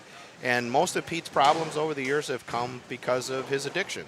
And when he doesn't have that, or when he's got that under control, he's fabulous. And he's not near the bowler he was, but out there in the senior tour, he's still pretty darn good when he's at it and on it. And boy, everyone wants to see him back, I think, but we don't want to see what happened in Michigan and a couple other things this year. And I wish nothing but the best for him, and I hope in this time off that he's taking that he's finding a better place for himself, and when he comes back, he'll be back to being PDW. I don't think that's good for the PBA. Absolutely. It's good for all of bowling, and it's necessary for him. Jeff, we got some scores after game 2. Jake Bedard plus 109, Kyle Kroll plus 82, Adam Morse plus 78, Dakota Vostri up to plus 73, Ben Cottrell plus 69, along with Quentin Bolin. That's good for 5th. And 7th is Lucas Padru at plus 65, along with Jordan Eli. We got Brian Thompson at plus 64. Jordan Schottmer in the top 10 now at plus 60. Hochren's in 12th there at 56. I wanted to keep an eye on him. Brandon Runk squeezed in there at 11th at 57. If you want to see any of these scores, everybody, you can check out the pinned link at the top of the chat room. Adam Morse, former champion of this tournament. Yeah, and in that chat room with the link here, I was actually going to go take a look at this because obviously I've paid attention to what's been going on up here, but as we get forgetful over the years, as we get older, Jennifer's done a tremendous job here. We've got past winners. 2012 is when I was here. Matt McNeil took home the win. 2014, we had Matt Gasson. Matt McNeil won it in 2015. Jay Watts took home the championship in 2016. Adam Morse in 2017, as you just mentioned. Andy Mills in 2018. Nate Stubler won in 2019 and 2021. Jerry Mars won in 2020. Nick Pate took it home in 2022. And Dakota Solanka last year in 2023. Those are your past winners in this event. Now, we have Boo Kroll's bowling today, right? He is. Third squad? Yep. And I had heard on one of their shows that are podcasts or whatever we call it, YouTube shows, that Brad Miller talked about bowling, and he has bowled this before, but I don't think I saw his name on the roster. He might have thought he could get in, and yeah, he wanted to bowl. Got shut out. Yep. Yeah. Yep, he wanted to bowl. Brad's bowling really good now. Right. Holy cow. He's really bowling well. It all really started for him from the depths, and when he got that break that got him in at the Tournament of Champions, and then he almost ran it to the show to save his exemption, that was like the kickstart, and then he almost won the singles. Eagle had the lead until the very end, and then he made the show at the trios. And he bowled. He was like the second high righty at the Lucy doubles, I believe, in the games that he was in. So he's just been on a mission. And, I don't cheer for people too often, or try not to. I cheer for stories. But I think it would be good for bowling if he got one of those exemptions, because, him and Kyle are sort of the forerunners. And now there's just about every bowler has their own own channel on YouTube now, but they were the beginners with your help, and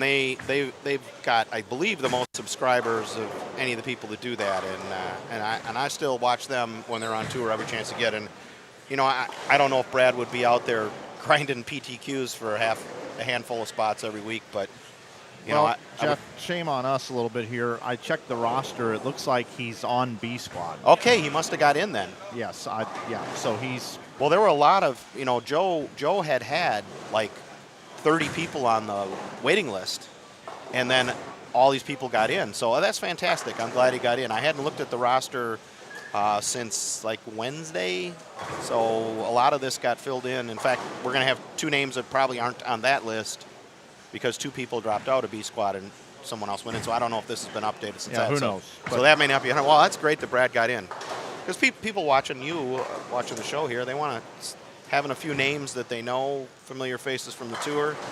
Boog was here before he was quote unquote famous, or whatever we say, before he was a tour champion.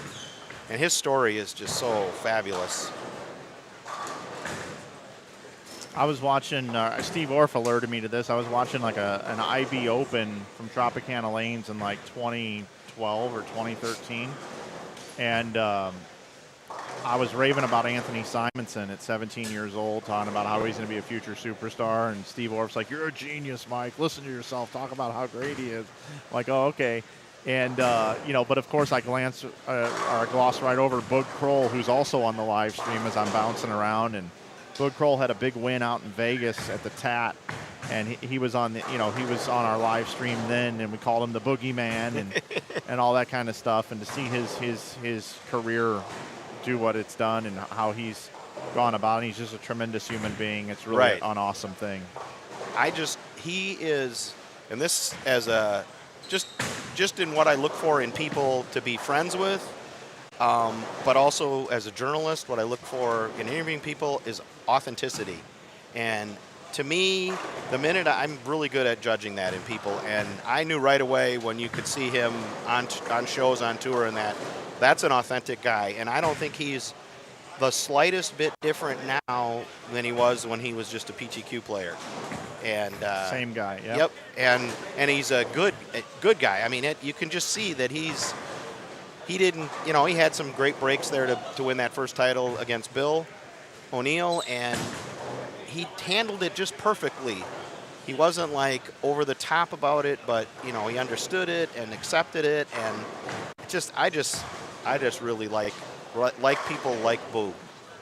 Yeah, and not to get too carried away and get too deep into his story, but he's had some challenges, with some family related stuff as well that has, which just speaks more to his character. You know what I mean? Sometimes that stuff can really beat you up and turn you into get you into some bad things, and he's done a tremendous job of navigating everything. I even put him on the thumbnail. That's how much I like him. There it is. That's cool. The man. Boog Kroll. Shout out to Carrie Ogle, who provided that photo for me. Yeah, I see she's been out and about shooting photos everywhere, it seems like. Oh yeah. I saw her at amphitheater shooting concerts.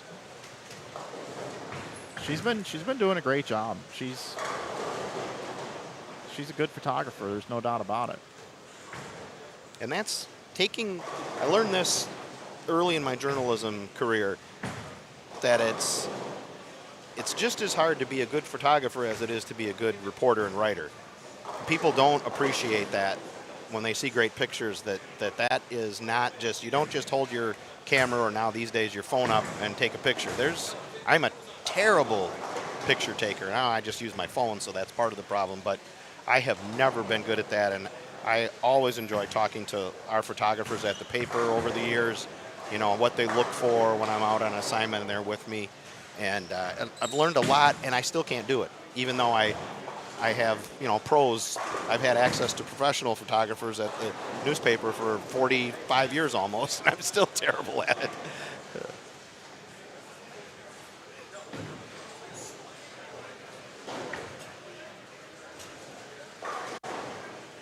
So our string came to an end here. Had the front five there for Dakota.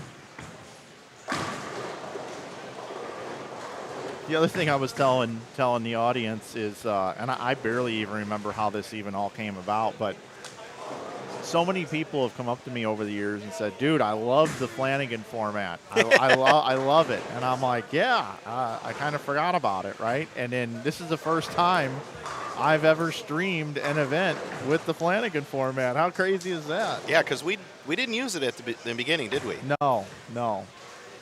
I think that's what happened, is we were discussing how we could do things differently, and then I ended up moving to Utah, and we just kept in touch, and then you implemented it. And well, to me, and the reason that we use this, for those who've never heard the philosophy of it, is we bowl this just 6 games because we want to get 3 squads in, and we take all the guys and gals that make the cut, and so there's 52 people, I believe, bowling tomorrow. 48 48 bowl, tomorrow. 52 cash. 52 cash, that's right.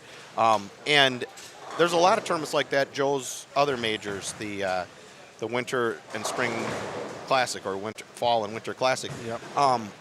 He has a semifinals, and then that long step ladder, 10-person step ladder, Yep.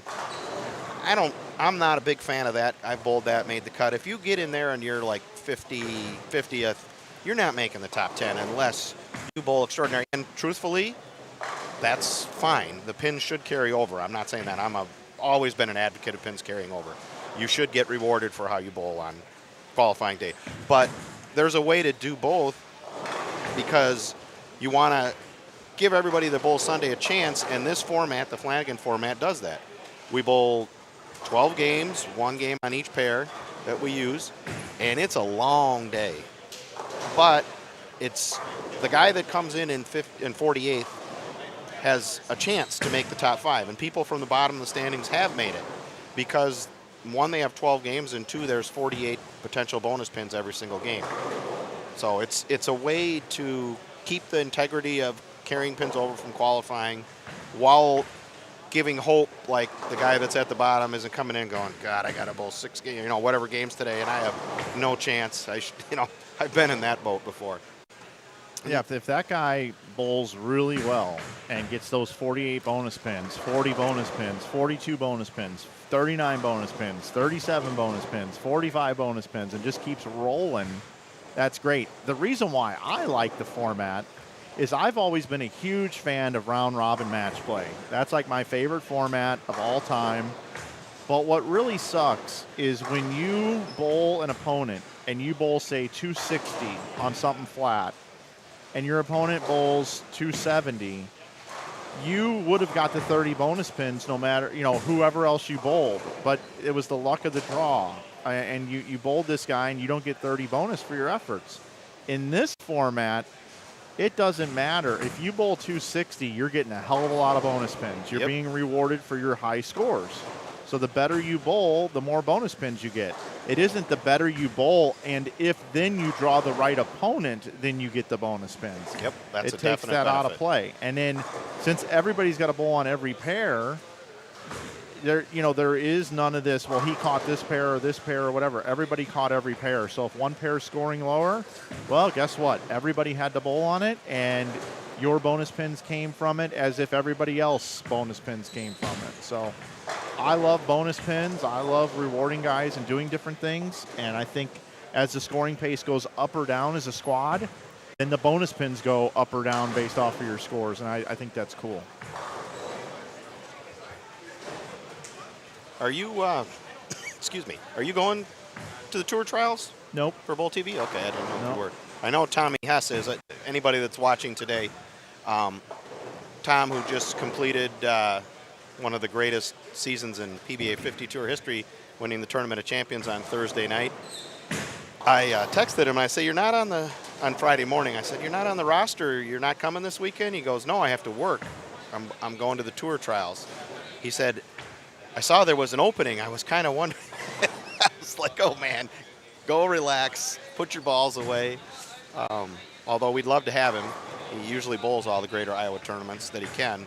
But I didn't understand why he wasn't on the roster, and then I just realized, oh, yeah, he's going to be calling the action at the tour trials, which will be great. I mean, it'll be great to have his perspective in there in the show. Yeah, he's done a nice job over there. No doubt. I told Tom 2 or 3 weeks ago now. I don't text him every time he wins or anything like that. I kind of pick my spots. I'm not really big into that these days, because when you win, you get so many texts. You got to respond to everybody, and I just, a guy like Tom who I have a relationship with, he knows what I think about him when he does well. And I called him. We were on the way to Hammond or something, and I said, you driving? He said, yeah. I said, all right, I'm going to call you in 30 minutes. And I told him, I said, look, I think I'm more proud of you this year than I've ever been. And this was, when he had a couple bad events, and he was posting he was in Baltimore having fun, trying to get his mind off of it. And it's how he's dealt with his bad weeks this year, and then how he's come back from the roller coaster and been able to perform. You know, I think that's probably the greatest accomplishment he's ever had in his career. Well, I would say, and this is me playing amateur psychologist, but you know, I know Tom as well as just about anybody outside his family. We've been buddies for long as I can remember. Roomed together a lot, and I love the guy.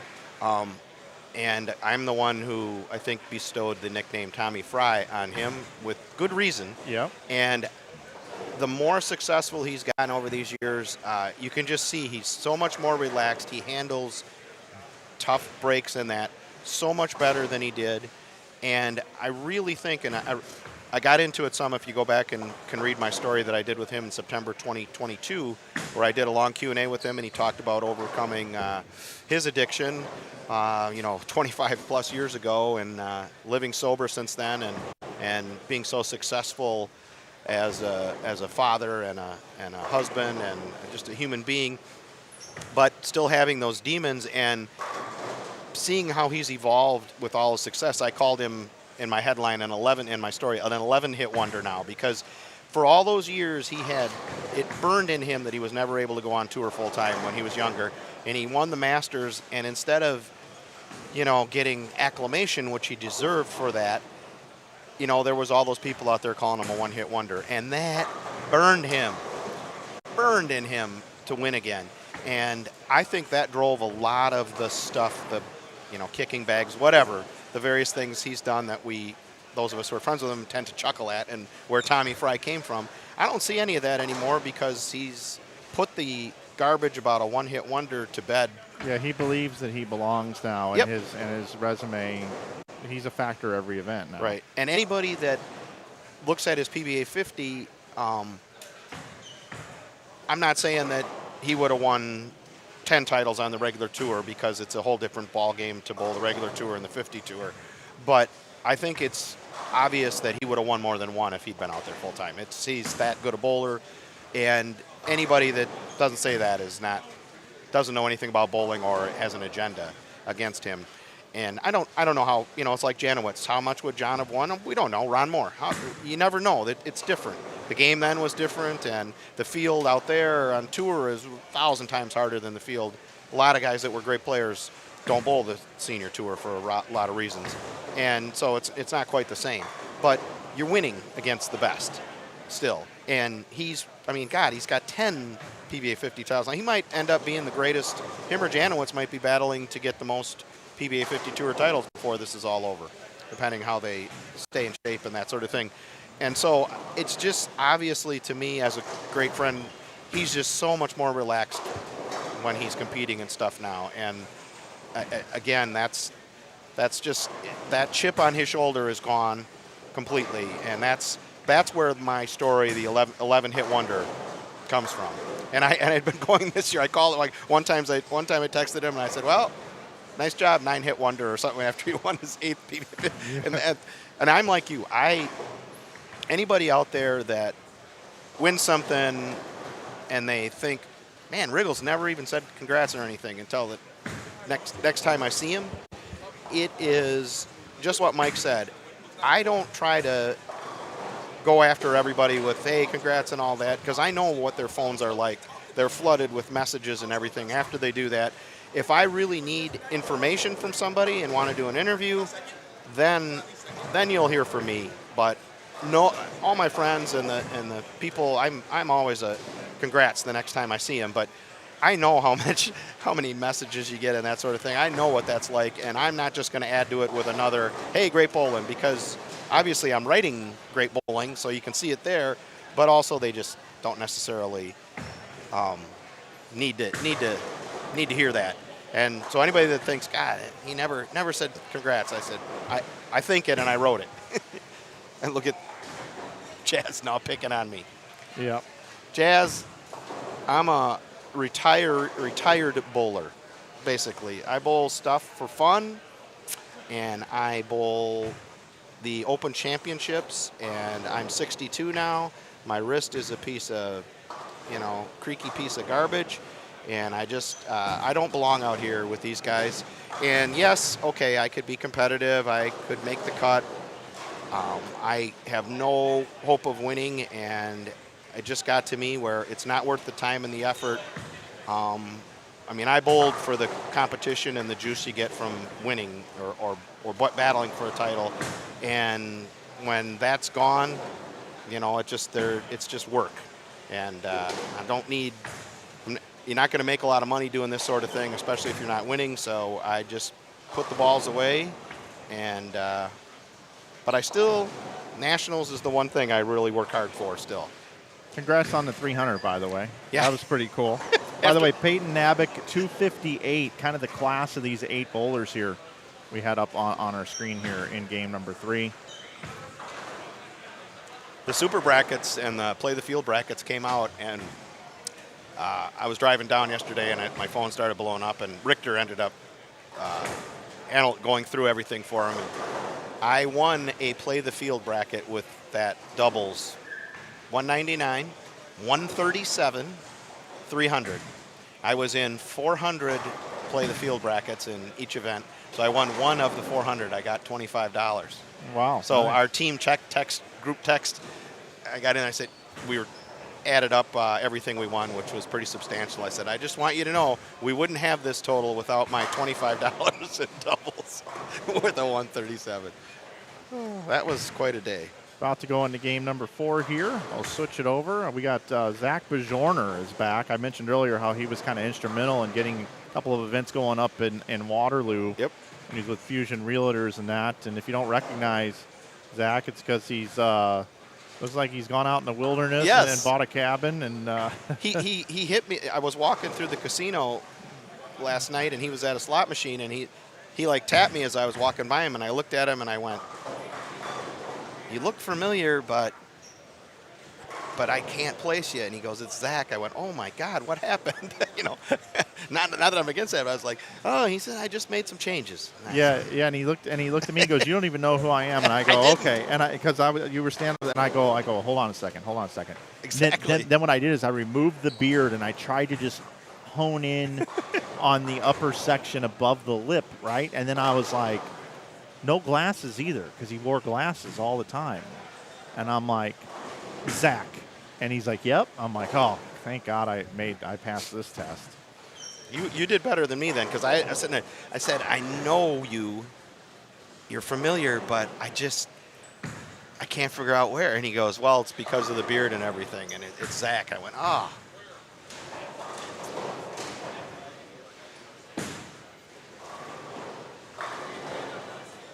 He looks a little bit like Zach Galifianakis now. Yeah, you're right. Doesn't he? Yep.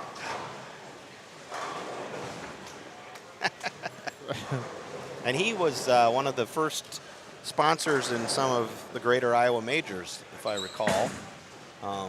I got to know him at the dice table at the Isle of Capri in Waterloo. He was a craps player. He was playing slots last night. Look, we almost got Hookie coming in front of us here. I wonder how he's doing here. He said he was worried about it after the 250 first. He goes, "I don't know if I can make it 6 games." Yeah, we got Bob up on 9 and 10. Oh, he is in there. Bob Okay, yeah. Hochran right there. Yep, he's letter C. And I'll take you through the rest of the players that we have here. So bowling with Bob. Letter D is Zach, who we mentioned, Bajorner. Stephen Habel is letter B, and Ben Cottrell is letter A. Over to the right, we got Quentin Bolin is letter A, Ryan Burks letter B, Chad Moss is letter C, and Dave Barris letter D. No strangers to these live streams if you've watched the Winter Classic and the Fall Classic over the years. Bottom right of your screen, we've got Dan Gifford and Bruce Rollins Jr. along with Alex Pike and Michael Whitaker. And then we got Chase Donner with Jordan Newbanks, Jacob Gossi, and Tyler Satzer. Now, I do have a conflicting report here. So I looked at the sign-up sheet this week, and I see Boog Kroll is on the 5 o'clock squad according to the latest roster that I have. Then Cam Crow comes over here, giving me the business because I normally put somebody on the thumbnail. I have a really good record of whoever I put on the thumbnail either wins the event or is right there. And so I text you and said, cool to put Boog on the thumbnail, and you said, yep. Kerry Ogle hooked me up with a picture. And then Cam comes over and says, why'd you put Boog on the thumbnail? You should have put me on the thumbnail. You don't think I'm going to win? Can I at least finish second? No, he's a lefty. We wouldn't put him on. And then he says Boog's not even bowling, which is news to me. So I know Joe Engelkiss is in the chat room. I think he's listening. Can you confirm whether or not Boog is bowling or not? That would be great. Let's see what else we got going on here. Jeff and Mike, you have to ask Zach about his golf bets from earlier this year. He absolutely cleaned DraftKings out, so much so they changed how you can bet on a golfer on their app. It's true. He told me that last night. If he wants to come in here and talk about it, Okay, Joe. Well, bummer. Bummer, major bummer. Dang. Yeah, I thought he was bowling. When I task my graphic designer, it's like a week out. I got to pick somebody, you know. That stinks. I was looking forward to chatting with him and watching a little. Well, that's unfortunate. Well, things happen. So sorry we spent all that time. We mean what we said about Boog. We wish he was bowling, but I didn't realize he'd canceled.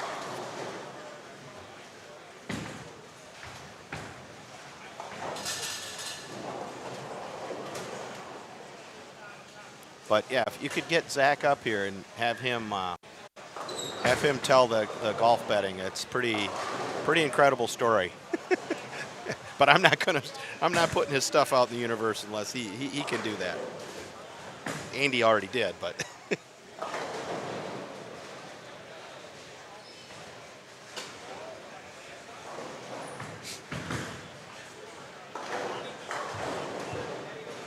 And there's Marshall's event. So that's not New Mexico then. Is Marshall Kent having an event this weekend? Jay Fettig and him have some events. Oh, okay. That are going on. All right.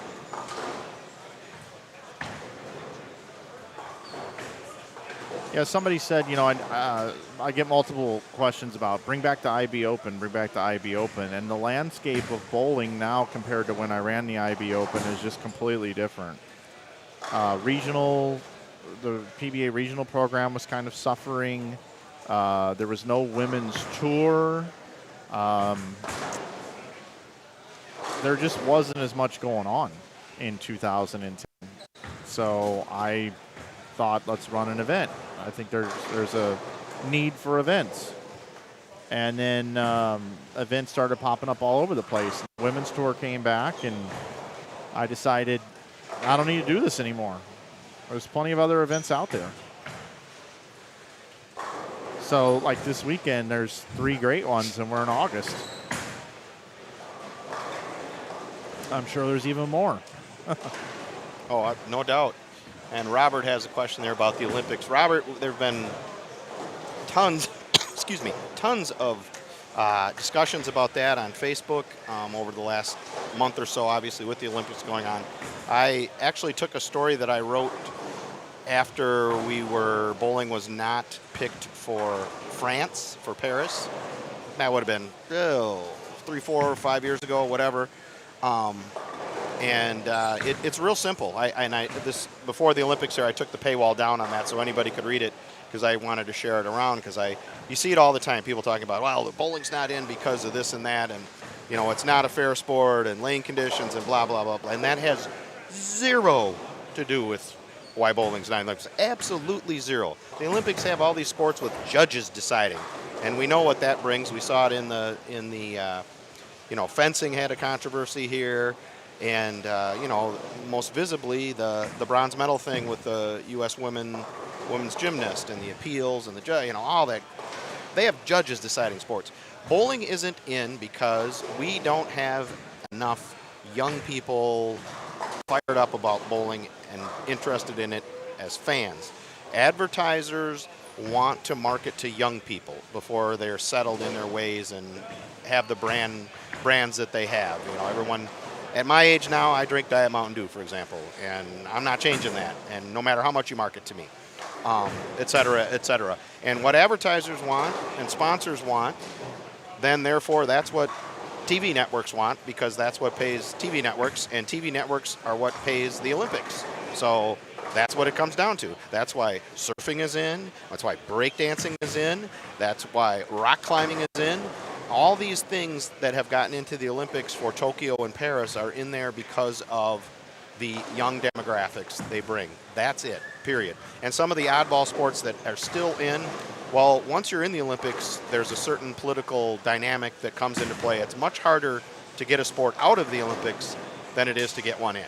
And that's why we still have some of the weirdo, very niche sports that have way less following and participation around the world than bowling are still in the Olympics. Breakdancing, by the way, the big demonstration competition they had in Brazil before they were chosen for Paris, they had 90,000 spectators, according to the news stories that I read about it that were linked in the one story I put up. So that's the summation of it. Bowling will be in the Olympics when the Olympics are declining, and yeah, exactly. And they have been declining, but Yep. this year the ratings were up. This was a positive Olympics. So let's go ahead and take a look at the standings after 3 games. Jake Bedard still our leader at plus 112. Brian Thompson second at plus 111. Peyton Nabick is now third at plus 106. Adam Morse is fourth at plus 101, along with Kyle Crow and Bobby Hockren, who's up right now on lane 10. Seth Techtmeyer is 7th at plus 91, along with Brandon Runk. 9th is Dakota Vostri at plus 83, along with Chad Moss. Looks like we've got a total of 30 players plus after 3 games. Pretty good scores. I want to see Bob make it, because I want to laugh at him tomorrow when he's trying to bowl 12 games. Because he's not quite my age, but he's close, and he, like me these days, doesn't bowl all summer since he bowls nationals. So he's got to get through 6 today, then he's got to bowl 12 tomorrow. So if we have an alternate, they might want to stick around. You know who I saw downstairs last night bartending? Louis we met. Yes, Louis. I always get a kick out of it when Susie and I come and gamble and, come through here all the time. It's only 90 minutes from Madison area. And Louis will be dealing craps to me, and it's just funny for all the years when he was working for Storm. And Louis is one of my favorites. He's off today. He said he was going to come by and spend a little time in the booth later. He helped work on a lot of our early live stream productions. As a matter of fact, the one with Boog Kroll, he was on that one. So, and Louis, to me, I heard this story in the last few months, and I don't understand why I never heard it before. A high roller story that might be one of the 10 greatest stories in bowling history. The high roller back in the day, during like the sweepers and that, their rule was if there was a power outage or something like that, if the scores went off, oh yeah, I remember this. They get eliminated. They're just wiped out, and you have to bowl the game over. And Louis had like the front 8 in a sweeper game at the Showboat, and these are sweepers that paid 5 figures, 10, 15, 25,000, I think was the biggest one. And he had the front 8 one game, and there's also the game-by-game pot, too, and it's usually 2-game sweepers is all. So we're talking an incredible amount of money at stake here, and he had the front 8, and zip, all his scores went out. Yep. He lost that front 8. I'm not sure what I would have done. And they were impossible. Yes, and back in those days, the high roller, they were not high scoring at all. If you had the front, this is big money we're talking.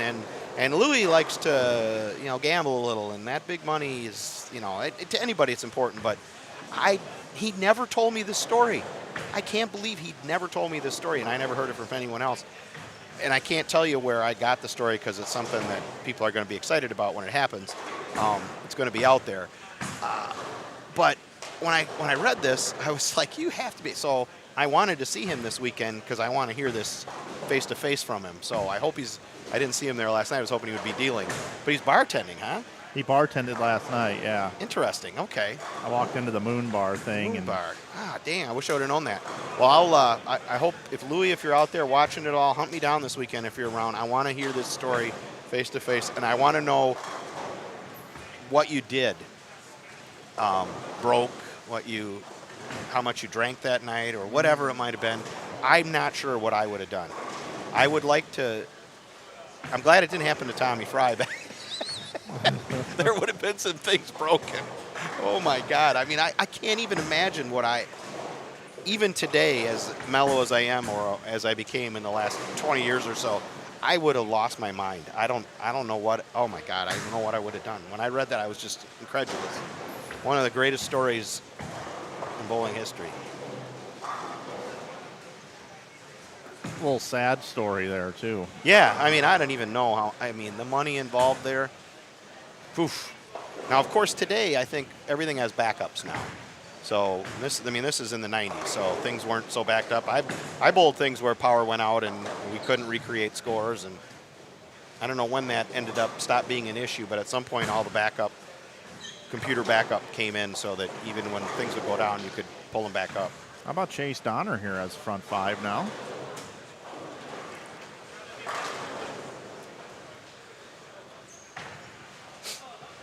Nice pace of play. I do different things now, Jeff. I have a passion for sports cards, and I like to purchase sports cards, get them graded, sell them on the internet, all that kind of fun stuff, and it's very soothing to me. I enjoy doing it. And there's a baseball card shop about 5 minutes away.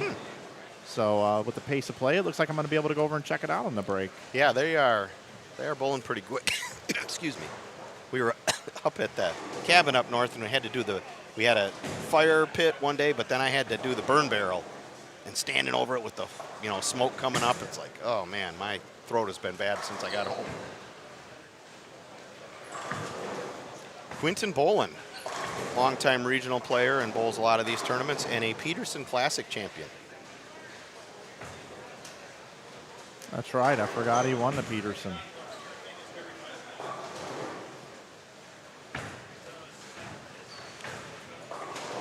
Look at Bob up there. Bob's got a 5-bagger going now. This is great. I can't wait. Oh, I hope he makes it. Do you remember I texted you, I don't know, probably 3-4 weeks ago now, and I said I have a really good idea for your website? Yeah, and you didn't. I said, give me a call anytime after, like it was a day later or whatever. I was busy. You never told me. And you know what? I don't remember what it was. Well, it couldn't have been that good an idea then. No, it really was a good idea. Oh, damn you. I know. Yeah, it really was a good idea. Well, I got to tell people. I'm going to have to figure it out. The PBA Tour is basically done for the year. We do have the PBA League. That'll be a busy few days there watching shows and writing about those. But the PWBA is done now. The PBA 50 is done. So this is the time frame from when I get home this week. While tour trials will be going on this week. But then basically from Labor Day until the start of the new year, I have a lot of time where I don't have to write about events, which takes up a lot of time watching shows and writing daily stories. I try to do fair jobs on those if I'm going to do them, and they take up time. But now I've got a list and I always have a list way longer of feature stories that I can never do. But I've got some there that I'm going to tackle, and I'm really looking forward to having the time here in the next 2, 3, 4 months to tackle a few of those. So hopefully subscribers will have some interesting content that they can't get anywhere else, as I like to say. I won't get anywhere else because no one else will tackle these stories. And I provide much more value when I do that than in covering events. But I like to cover events and provide a little extra with that. Have bowling historian Eric Hartman helps me do a lot of that. It's going to drive me crazy all weekend now thinking about what this thing was, this idea I had for you. Getting old sucks, but it's better than the alternative. It really does. And it doesn't get better, trust me. And it wasn't even anything very complex either. That was the whole thing. It was, you know what I mean? It wasn't like some big old thing where you need a huge database and like you need to start doing this. It was something really, really simple. Well, one thing coming up might be around the first of the year because tech guru Brian Burkhart, hooky. He just missed it. Who needs spares when you throw 5-baggers every game? Just hook by the 3-pin.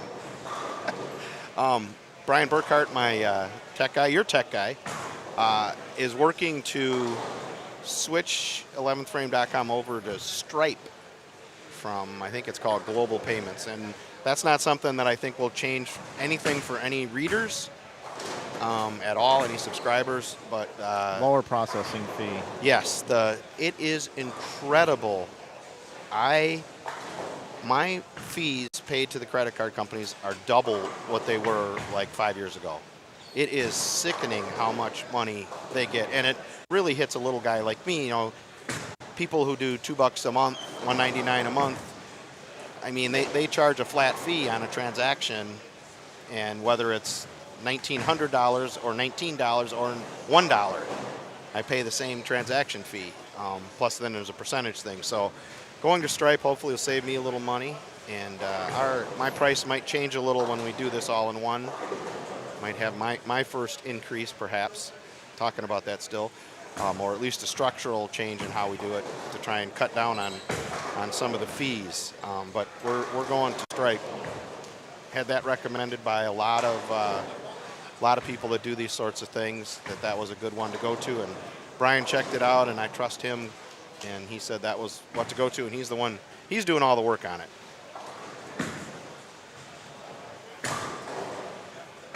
I'm surprised. The guys are, I mean, we just have 4 on a pair, and this is game 4, right? Yeah. I mean, I'm watching some of and there's a lot of guys throwing urethane playing right, but there's a lot of guys in deep already, deeper than I expected. Now, we used to use a version of the 2015 U.S. Open pattern that Nick Hoagland did, and that was a lot of volume of oil. And this is much less volume. This is kind of a cheetah-esque pattern. I think it's 37 feet, and it's only like 24 something, so it's pretty middle volume. But the shape makes people start right for the most part.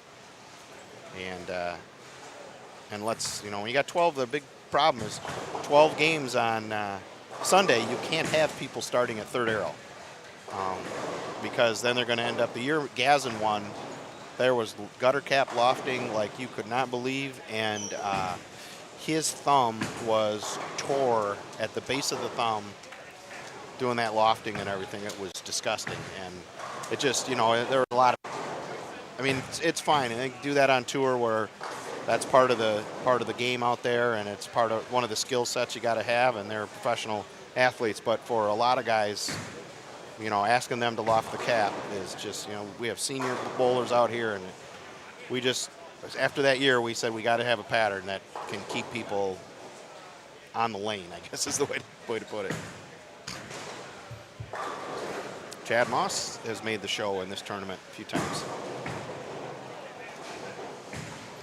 Him and Dave Barris, of course, are part of the great Red Carpet Lanes team. I guess they're High Five Gear now, out of Milwaukee. Eagle winners, team all events, and they've come very close a few other times.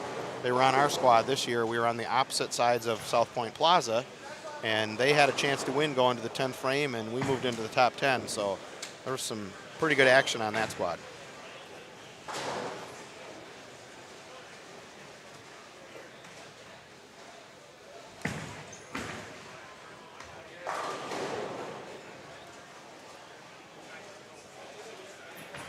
Bruce Rollins Jr. up on lane 14 here. He's got a little six bagger here possibly. Oh, take it out. Dang. Nice shot. I don't know if I can keep those glasses on my head. He's got glasses while he's bowling. You got to have kind of a steady head, good balance going to the line.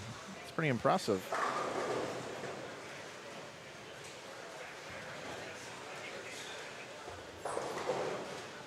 Cochran struggling this game, bottom right of your screen. Best he can do is 171. Now he's going to be in the 150s. That's if he spares. Wheels falling off here a little bit. No. You're looking at the wrong. Oh, I am. He's got 2-0. Well, sorry, I'm these scoreboards again. Yep, you're right. 204.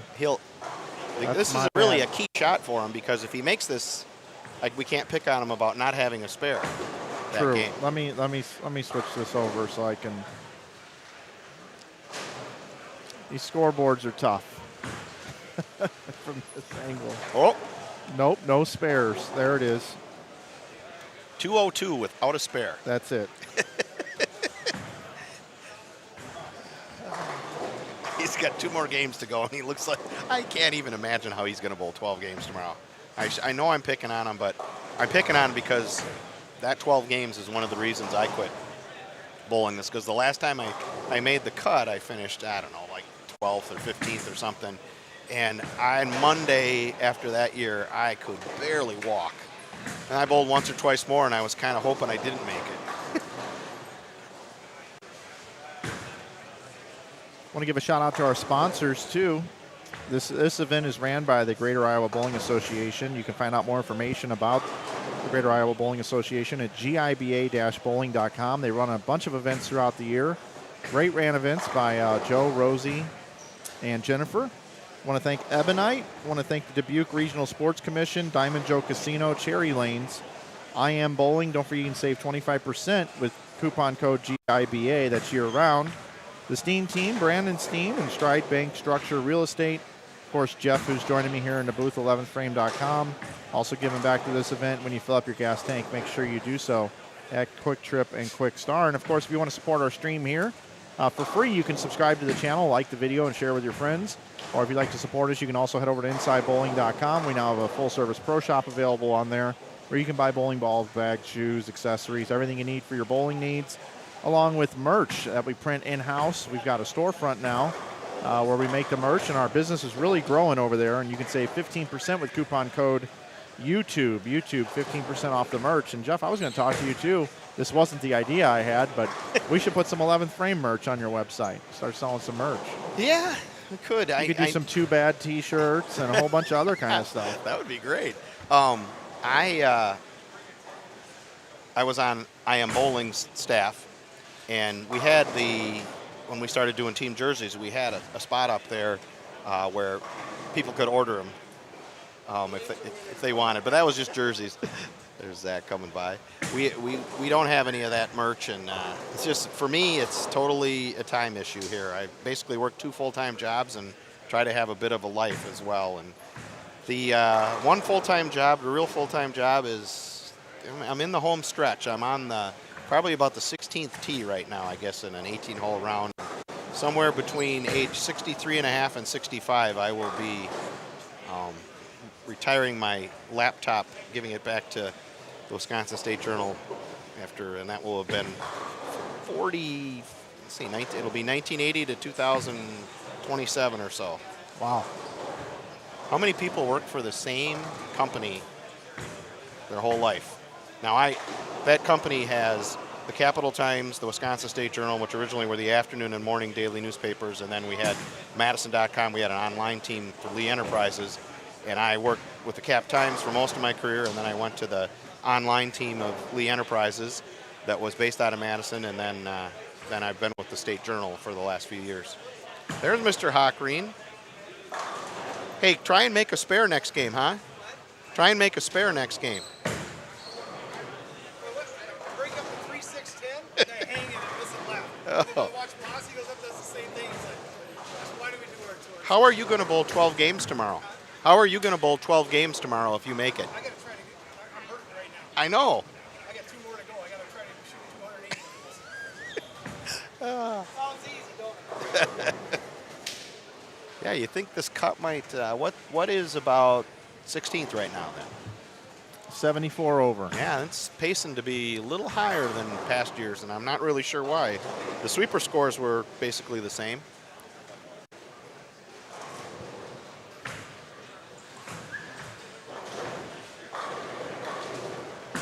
This is a pretty good squad, though. There's a lot of really good players.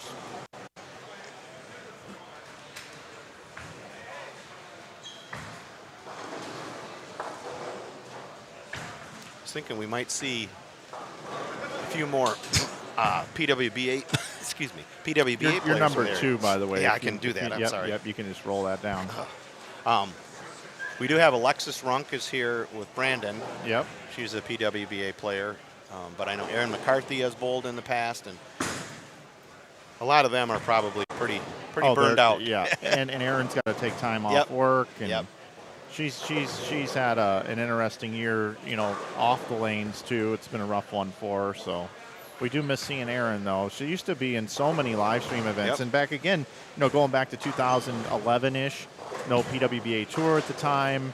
Liz Johnson, Erin McCarthy. It's like I saw them every weekend, whether it was the Boot Hill or Joe's events or whatever. They would bowl everything. But we got that women's tour back, and it's great to have them, able to compete at the highest level for titles, and they've got great careers there. So again, no need, but it is great when you do see those players come through. I talked to Jordan Richard a couple times about bowling some of Joe's events.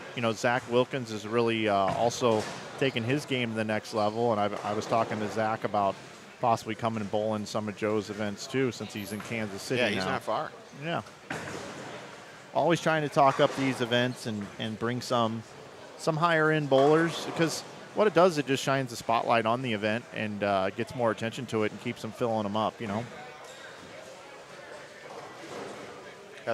when you get outside the PBA and the PWBA, there just aren't that many tournaments where you're bowling for a lot more than your entry fees.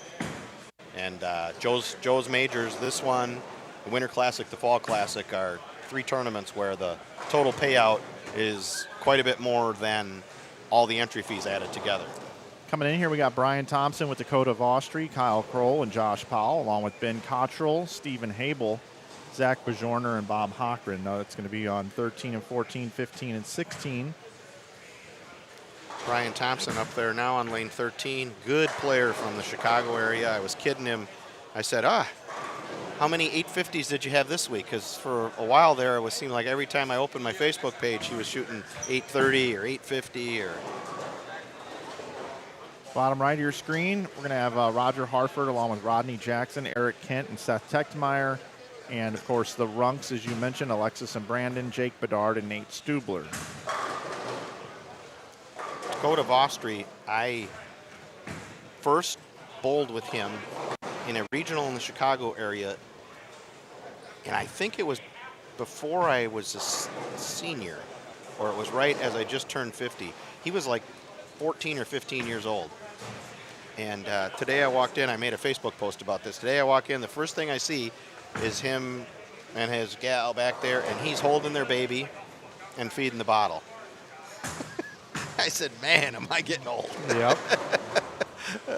Because I remember bowling that, and Kevin Vostri, who I know well from the Chicago area, bowled senior stuff for a while, retired to Florida. That's Kevin's kid. And we're bowling, and I'm like, how old is he, Kevin? And it was like 15 or whatever. And I said, man, he threw it good then.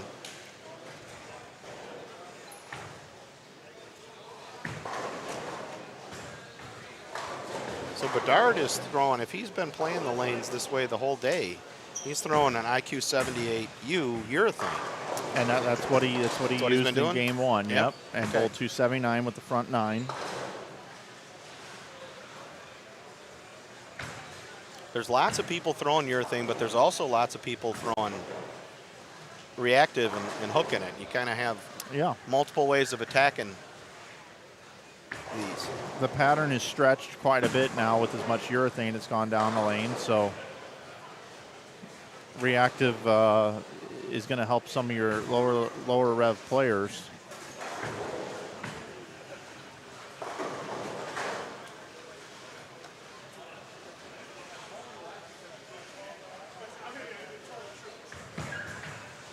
Got a long shot MLB sports play for you today, Jeff. And if Gus is in the chat, I'm sure he's going to chime in on this. But I kind of like the Marlins at the Mets today, plus 170. Okay. Let's give you a little.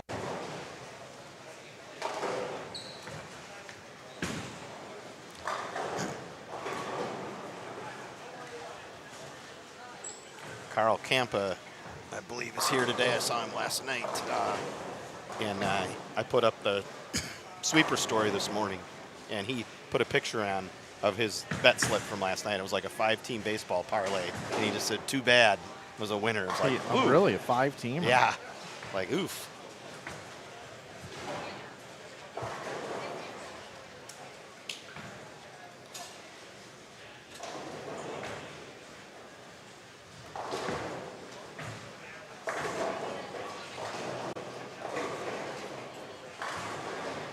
Let's see.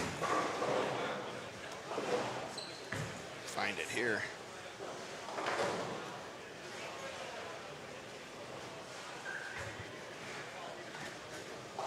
Yeah, I see Chase Nadeau has joined the PBA. Looks like he'll be at the trials. That's one I bowled on Team USA in Colombia with his dad, Dan. Yep, Dan was a player. I think Dan was on that team. Yeah, my brain is so...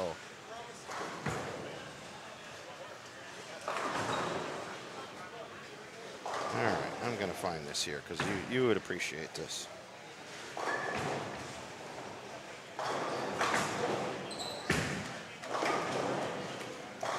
There it is. Carl Campa. Whoops, is what he said here. What was it? $20 parlay paid. Yes, 14 to 1. Yeah, 313. He took the Royals plus 116, the Yankees minus 200, the Pirates with Skeens on the mound at minus 120, the Phillies at minus 270, and the Rays minus 100. Very nice. 20 Very bucks nice. for 300. How would the Pirates with Skeens, only minus 120? Well, because he was pitching against somebody good yeah, yesterday. that's why. Yeah, he was. I'll tell you. The Mariners? Yeah, it was. It was. Yeah, it was. Must have been who was on the mound for the Mariners. Might have been Kirby.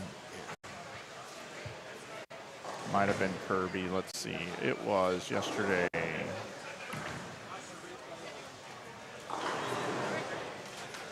What do you say? Watch the replay? Lane 9, he said. Logan Gilbert. Okay. Now, of course, Iowa has legal sports betting,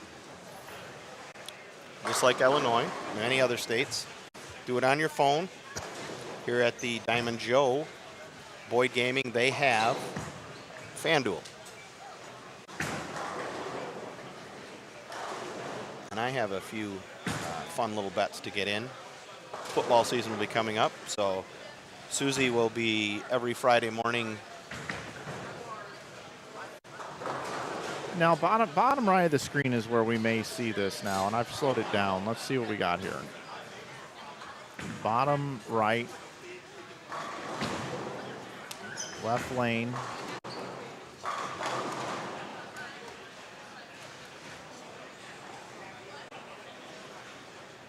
Oh. Well, they're setting the 10-pin up. Is he trying to say that he thought maybe it fell before? We're not going to see it good enough there to tell. Well, I might be able to do this. I might be able to do something here. Well, he's waiting for him to set it up. So Yeah, I know, but we might as well, just because. But all he said was replay or watch the replay on lane 9. Let's see if I can do it again.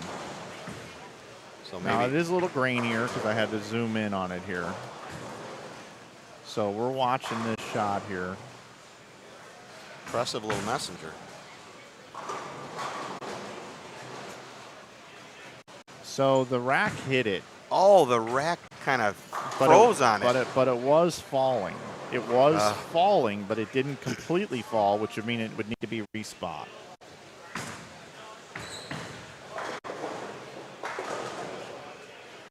I suppose that's another one of the things that will go away with string pins, huh? Yeah. That's a good point. That's a good point.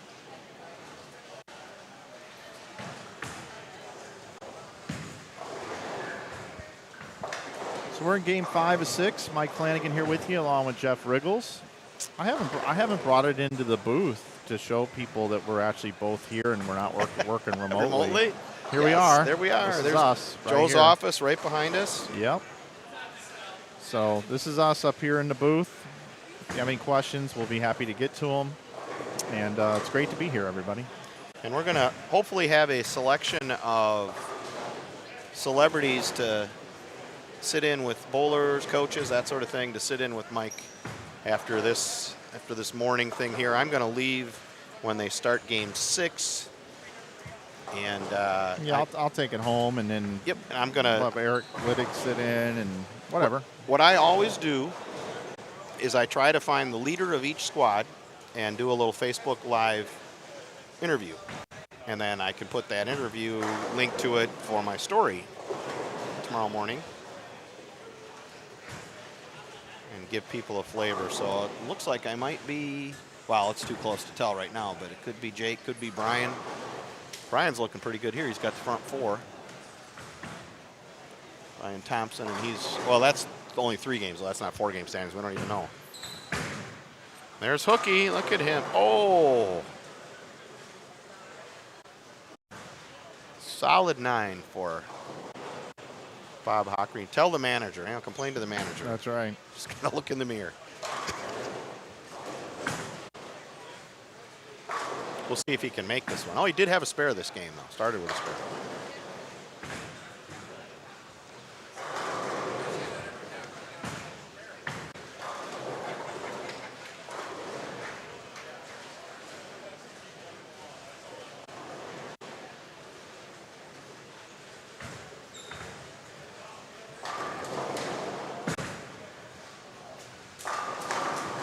Boom.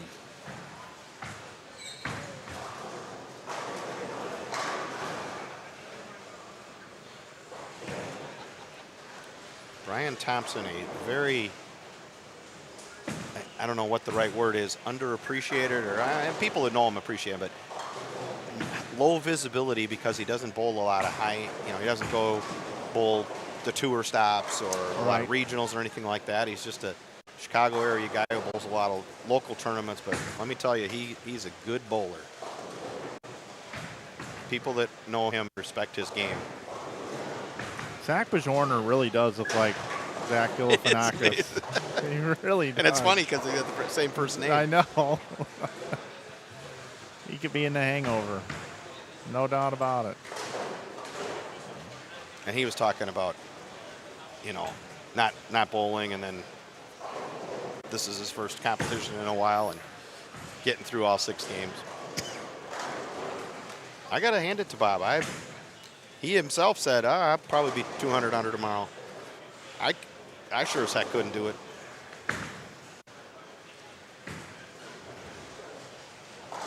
I'll bowl on a house shot and probably not average 200 after not bowling since May.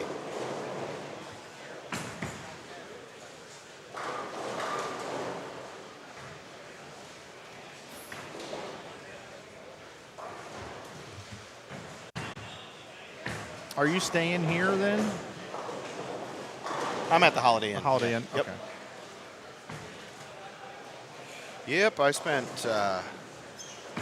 too little time there and too much time at the craps table late in the night, but it was going well last night. Hey, CXLLR. All you have to do is send an email to mike@insidebowling.com, and I can get you that information. Got a little text chain going back and forth with John Burkett today. He's asking a couple questions about tournament and about nationals.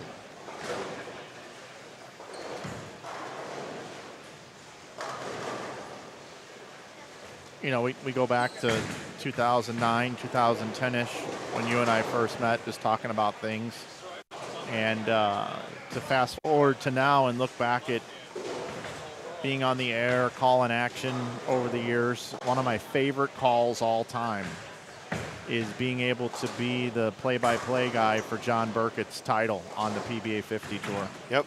That was a neat one for me, you know what I mean? I was home watching that, and I'm telling you, I didn't have my journalistic objectivity there. I was cheering for him and Paul. I mean, he is one of the most genuine guys you could ever meet. He loves bowling.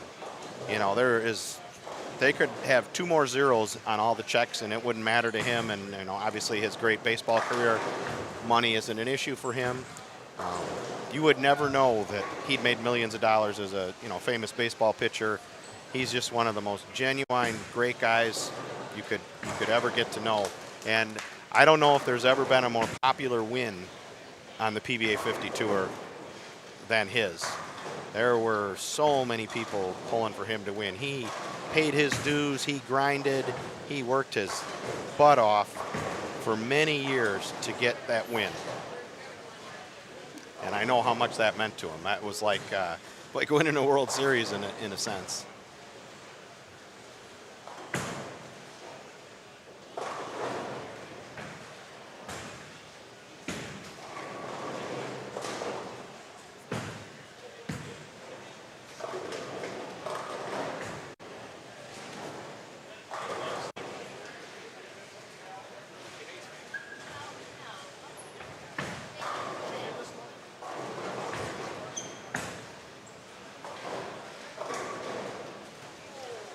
We have our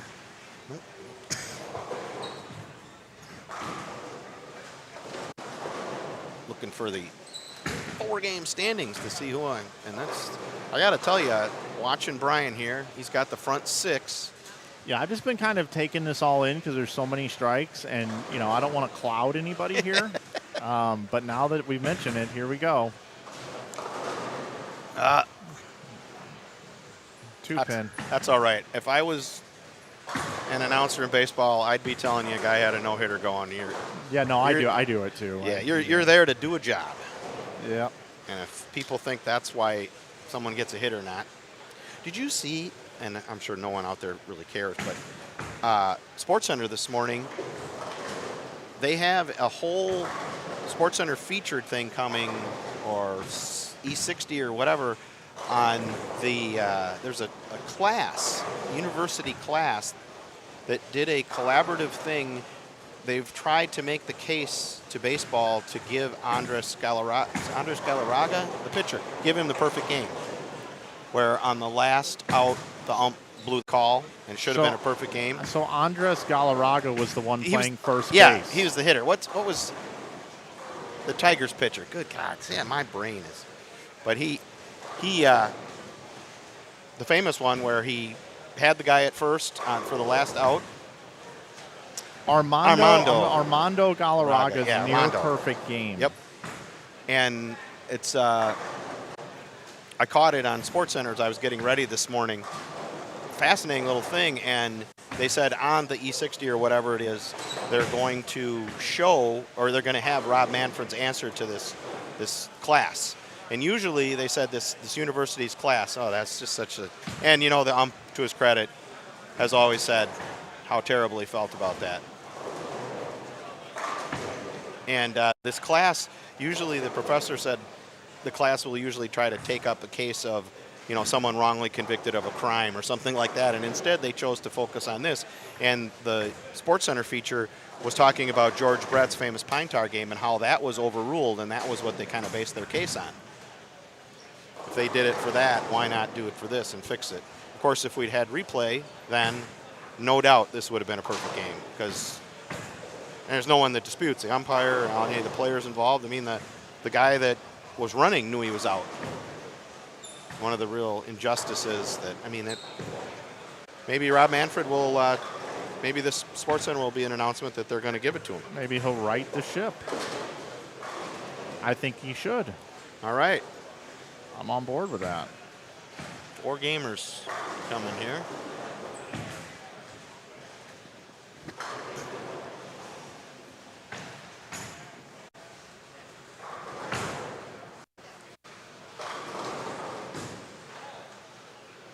Same pair Brian Thompson had the front 6. We have, that's Kyle, isn't it? Yeah, Kyle Kroll. Yep, working on shooting 290. And, of course, he has a USBC Eagle in doubles a few years ago. Good Adam player. Morse, your leader, at plus 180. Brian Thompson at 176. Bedard at 148. Cam Crow. Yeah, Cam Brandon coming. Runk. And Nate Stubler. Well, that's good to see. I'm going to let Kyle get a shot in here. And it very interesting. He's crossed, that shot crossed inside third arrow at the arrows going right, hooking it back. And Brian Thompson's playing, which I assume is with urethane, straight up the outside. So, boy, you like to see a pattern where that happens. And several lefties there. You know, the highest one is 4th, but there's like 4 in the top, 10 or 4 in the top 15 or so. 3 in the top 10.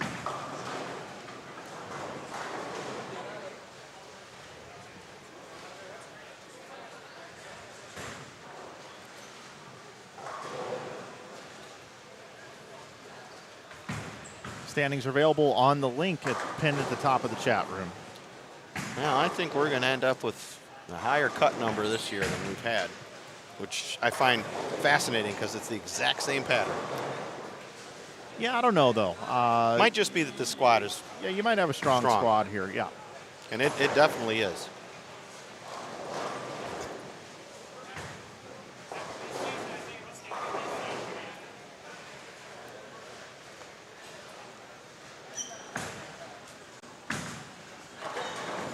Ooh. There goes the 290 on a light mixer 7. And there's Nate Stubler down on lane 10. Nate, of course, known him since, well, I've known his parents since before he was born, because the Stublers owned Super Bowl in Peru, Illinois, about an hour from Chicago, where Interstate 80 meets Interstate 39 in Illinois, and bowled many a PBA regional there. And Nate was a little kid when I got to know him, and his parents have retired, sold the center there in Myrtle Beach, I think, the Stublers. And Nate bowled on tour this year. Made the show. That was at the Players Championship start the season, wasn't it? Yep, it was. He lost to Ryan Barnes, if I'm not mistaken. Yep. He had a chance to win, and he made some other cuts, bowling through the rabbits, which, God, is hard, especially being left-handed. And this was not a good year for lefties until the World Series, so he was bowling through the grind of it.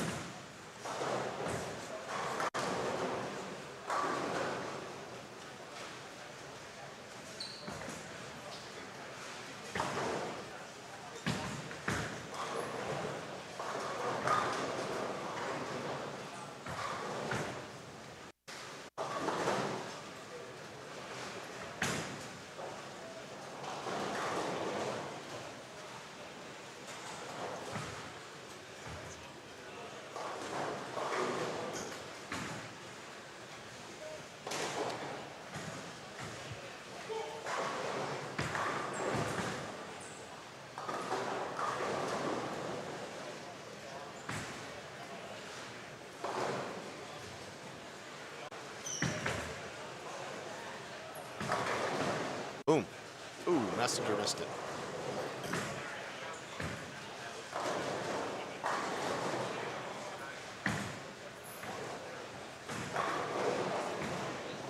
So how long is it going to be before there's about 3 one-handers left on tour? EJ and AJ Johnson. Yeah, I don't know. You look at the high-end youth events, and it's been a few years in a row where it's been either all or only one in the PBA junior match play rounds. And this year, junior gold, 5 of the 6 winners were two-handers. That includes 2 of the 3 girls. So you're even seeing a lot more of the girls.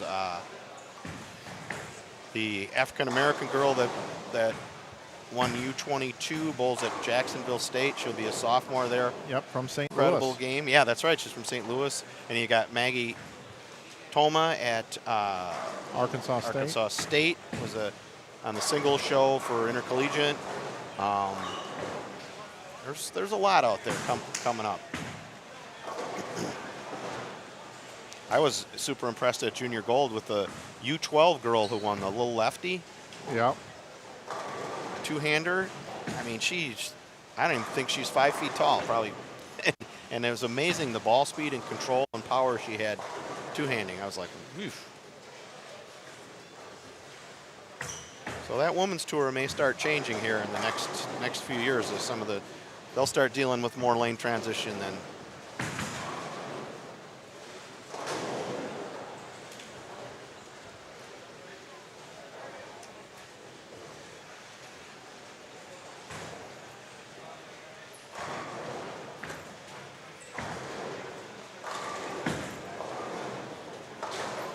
I think one of the things you see, and what also is probably a factor in some of the scoring, is that better bowlers theoretically will break the lanes down in a better manner, and it's kind of a self-fulfilling thing to create higher scores. You'll see that a lot. Like tomorrow, all the people who are successful today will be out there likely playing the lanes, breaking them down, and scores will be a little higher tomorrow than they are today. And that's what might be happening on this squad. And this is one of the things when we talk about squad equity with the tour. It's not just that the lanes, turn out different because of anything that happened. They got computerized machines putting down oil in a super precise manner, and but once shots go down the lanes change. So no squad is ever going to be the same as another squad because you have different bowlers on them and they play the lanes differently. That's where a lot of squad equity problems come from, and I will bet you, as strong as this squad is, that they're feeding on each other, and that's helping some of the scoring. Yeah, I agree. And that this pair is mauling them right here. Right, and so some guys later today might be mad because, well, my squad scored. Well, maybe your squad scores a little less. One, because it's not as strong, but two, the lanes turned out nicer on the strong because it was a stronger squad earlier. And there's nothing we can do about that. If you had a bunch of people that came out and used sanded balls at 15 board on this to start with, it would make for a lower scoring squad. So all you got to do is look at places like the Open Championships, where how you play the lanes, it's a total concept.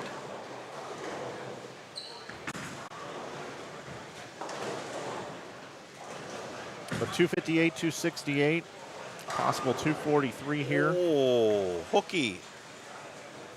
Bob solid eights. Yeah, he solid 9'd earlier on the game on a double, and that was the second one in the 10th on a 3-bagger. That's all right. He's still got 214, so if he doesn't collapse the last game, he's going to make the cut. Yeah, he's plus 103. It's not going to be 100 over. No way. No, not at all. What is 16th, about 70 right now? It's 69 over. I wouldn't be surprised to see 48 guys. I would not be surprised to see like 20 people come off the squad. Yeah, I agree. As everybody rotated through here, I just realized if the next two squads are this strong, this will be by far the strongest field we've had then.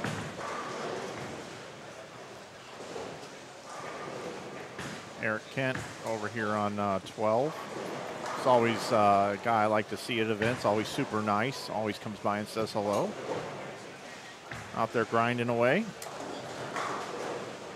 We'll invert our stream here and take a look at the scores over here. They're a little bit further behind. What's Alexis at? How's she doing? Plus 56. So she's fighting for it then. She's got 3-bagger there. So in the 2 teens. Man, Brandon's had a tough time carrying this game. I've been watching quite a few of his shots. He just can't knock them all down. He must be all those 9 spares. Yep. Well, I went and talked to him and Nate when I got here during the first game, and they were kind of, their view of how their side was versus the right side is, it's fine to get there, but they kind of thought that the potential score was a little higher on the right side. Like if their high game was going to be potential 240 or 250, there would be 260s and 70s on the right side. And that's kind of because they have to play a little farther out and a little square with their angle. Nobody's going to break them down, so you can be hooking it. But there's, we've seen it. They got 3 lefties in the top 10.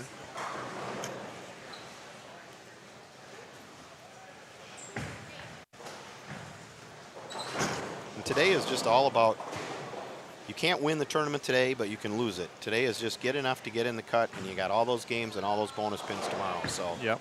That's basically, when I bowled this, I wasn't ever trying to be super aggressive in how I played the lanes, and that I was trying to find something that could get me to make the cut.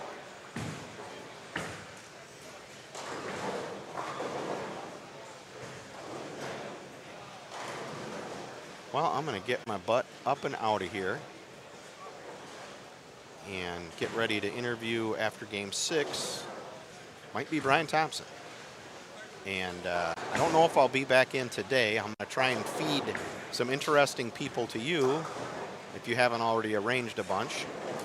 I haven't. I'll be straight with you. When I come to these events these days, I'm just prepared to just sit here and Vin Scully it all weekend. And some blocks I do by myself, some blocks I have guests. But, I mean, it's been great catching up with you here, that's for sure. Yeah, it's been too long. I think I sat in for a little bit at Waterloo, maybe it was one of the September tournaments, boy, a few years ago. And that was the last time I've had that chance.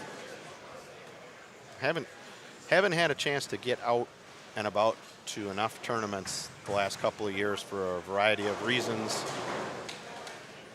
The crazy dog that we have, busy lives. Of course, there was the pandemic there where no one was getting out. And this year I had some surgeries.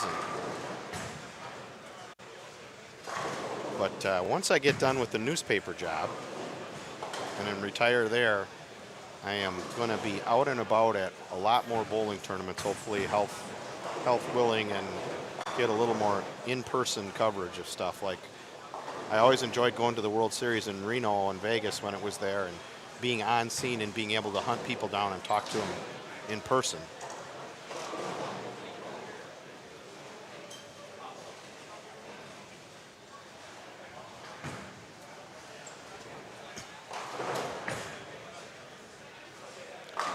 Maybe I'll ask the Runks are get back from lunch. I'll get the two of them maybe to come in if you can handle two.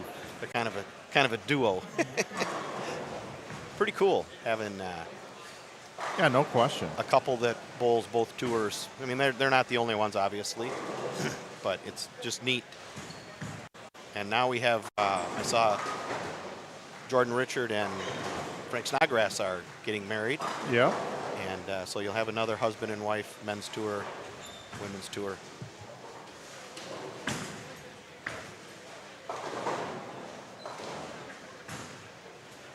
Did you make a prediction on who you thought was going to win? Do you do that? I mean, I put Book Kroll on the thumbnail, and he's not bowling now. So, I mean, I would, I mean, as good as Brad Miller's been bowling, Yeah. I kind of feel like I might have to lean towards Brad Miller.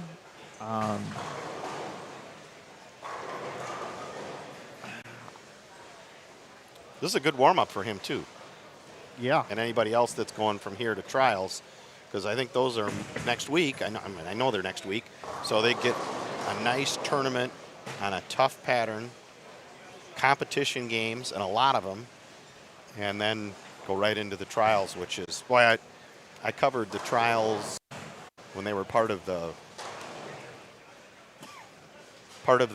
Regional Players Invitational in Reno, and man, that was intense. That, I mean, when you're bowling for an exemption for a year, and that was fun to watch. Just fun to watch. The intensity, and you see the agony of the thrill of victory and the agony of defeat for sure. Hey, Dave Dentlinger's in the house. It's Bedard finishing up with here. Clean 190 game. Oh, no, he chopped that. Oh, I don't have enough angle here. I thought he got the 10. I'm to the point now, Jeff, on these streams, it's so young. Like, there's so many young bowlers out there that when a guy like Dentlinger makes it, I'm pulling for Dave. Yep. Go for the old guys. I do. Ooh. 6-8. Ouch. On a fill, though. Oh, that was a fill. Okay. 180 Again, I was looking at the wrong screen. Yep, 185. Oh, God. That was just a crazy game there. He whiffed a single pin at 8-1.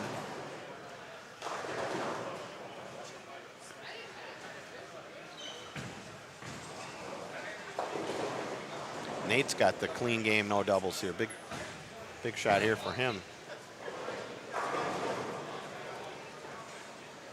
Do you have any preference on what we use for a stepladder final pair?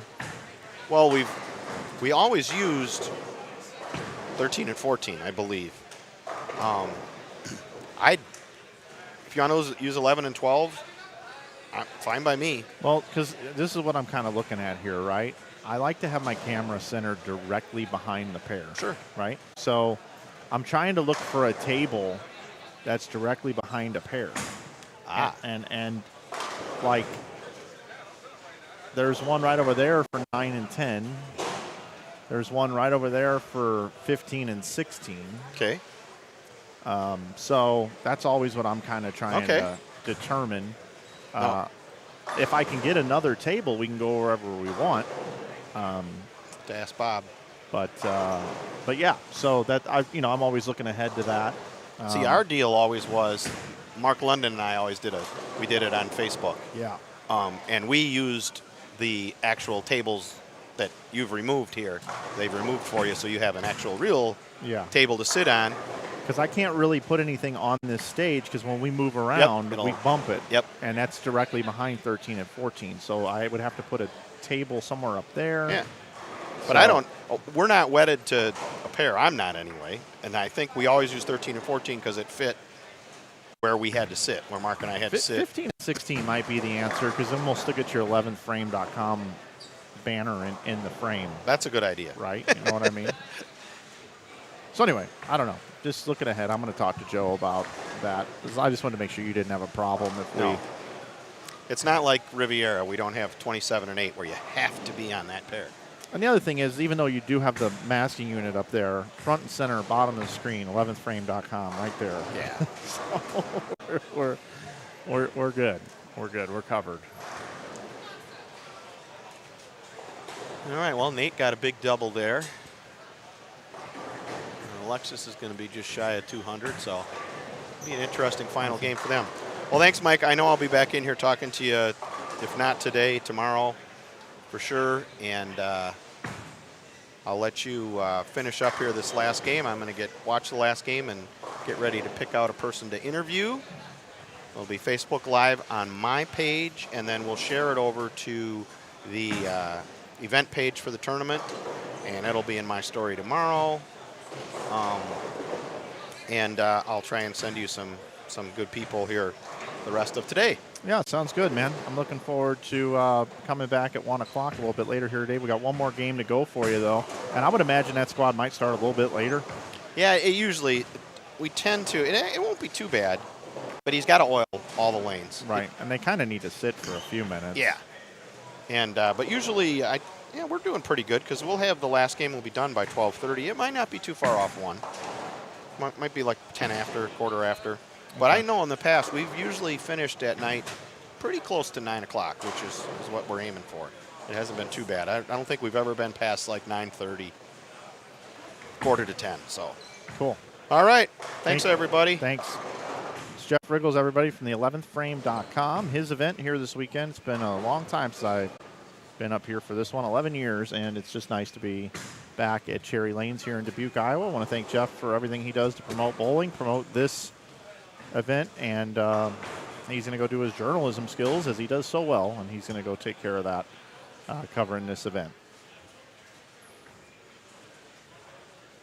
We are officially in Game 6 now on the right side of your screen.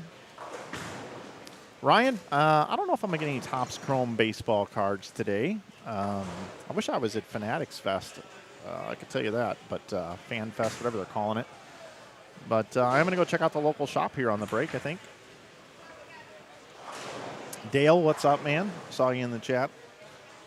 Great to see you in our chat room here.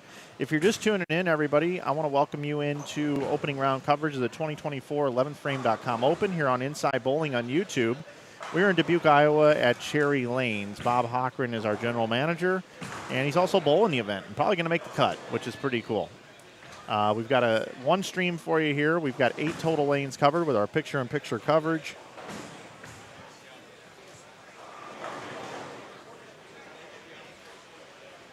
And right now, I have for you on lanes 9 and 10. Letter A is Keaton Berry. Letter B is Tyler Close. Letter C is Kendrick Siders. And letter D is Owen Jones. Right next there, over there on 11 and 12, I've got Adam Morse's letter A, Spencer Worthman letter B.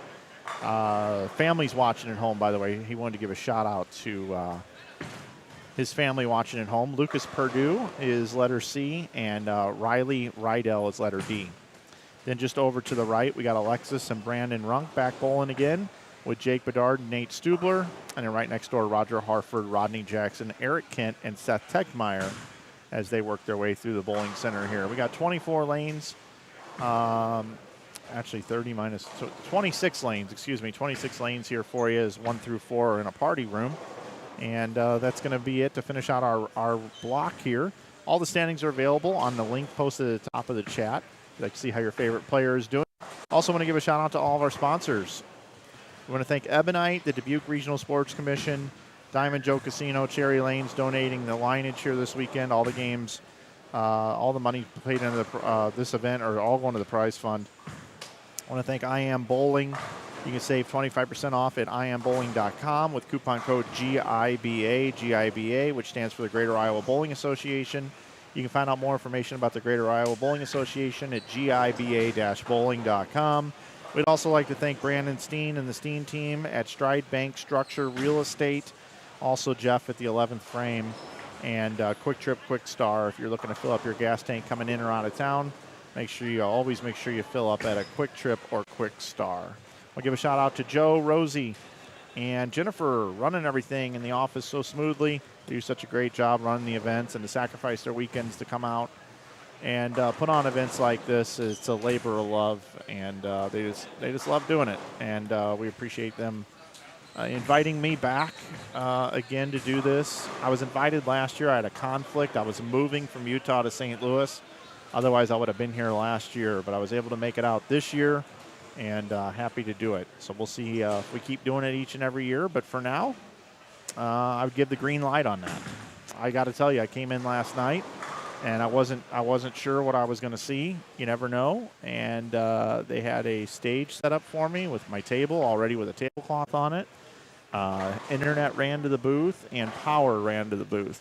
And the way my setup is here, it was probably the easiest setup I've had in a long, long time. And when that sort of thing happens, I want to come back. I'm in. Sign me up. I'm back. I'll be back for this. Oh, nice little messenger there. I'm loving all the messengers. There's a lot of messengers, and that happens when you got to play them to the right. This pattern, again, if you're just tuning in, is 37 feet in length. They've used it the last 2 years. A lot of urethane going down the lane. Players with straighter balls and urethane balls are going to be playing right of the second arrow. You can also get in with reactive and play just inside of the third arrow. You got to keep it going left to right, pretty steep through the front, but you can get some score there as well. We've seen folks do that here today through 5 games. We'll have a 5-game update for you here shortly. As the standings have been coming out very, very quickly throughout the day. Also, if you want to check out the standings yourself, I have a link pinned to all the standings for the entire weekend in a Google Drive. It's up there at the top of your chat room.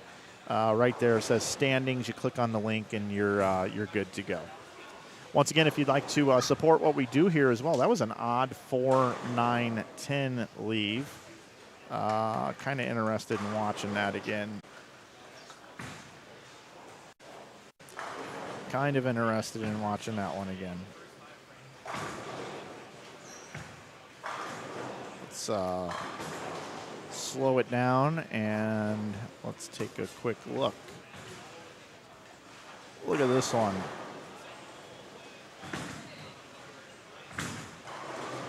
A little 4-9-10, and then just takes the 9 off of it. Anyway, if you'd like to support our stream, you can do so by subscribing to our channel, liking the video, sharing it with your friends and family members, letting people know that you're watching live bowling. And also, we have merch over on our website. You can buy balls, bags, shoes, all those sorts of things. If you'd like to pick up something for the season, we'd love the opportunity for your business.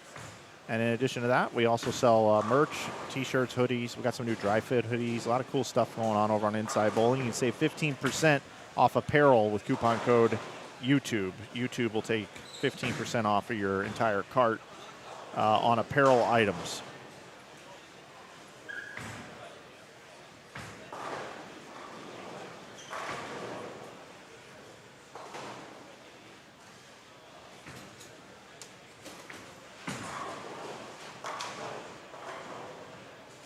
So you see how these players are doing here? I'll invert our stream and head over here now. We got a little front four going on for Seth Techmeyer.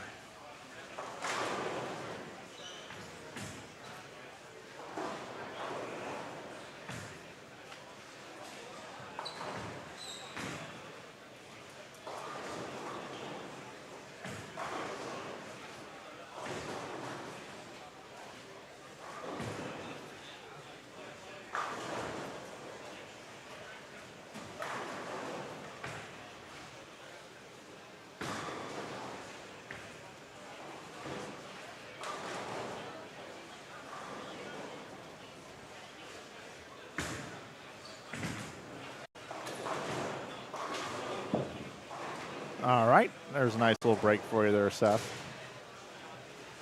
It's called Clean Living. I saw him down in Springfield, didn't have a great event, was looking forward to bowling this one.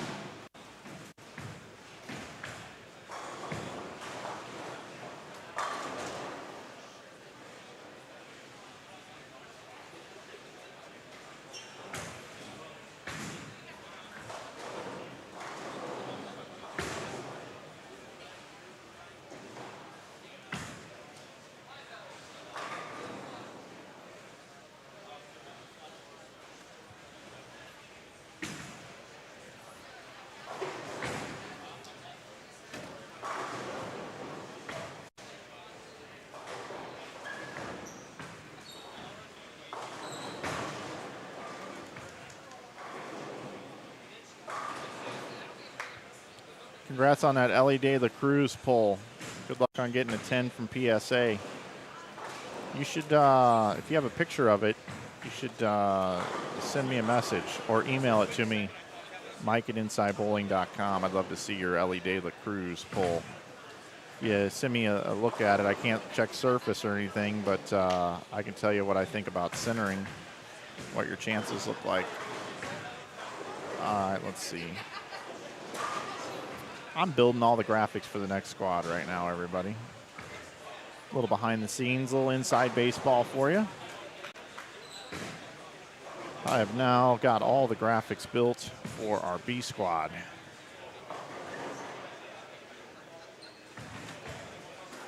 This is a wonderful facility.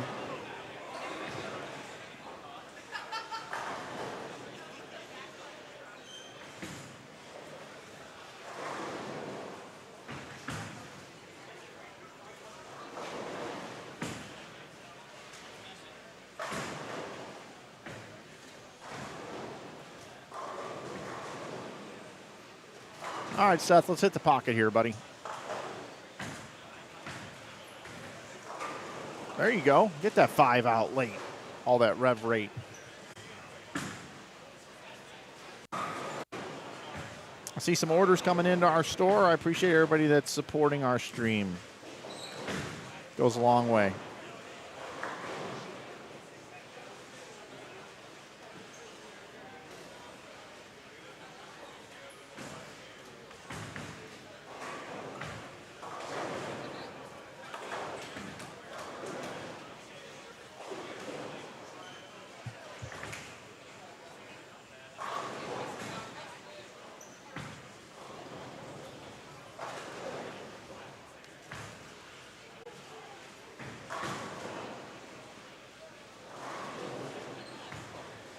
Eric out there covering some boards. Eric Kent.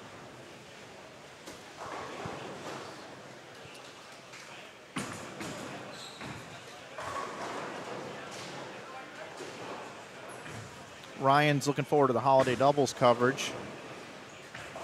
Yep, that will be fun. Tyler's kids want to know what pair Uncle Cody is on. Cody. Where is Cody?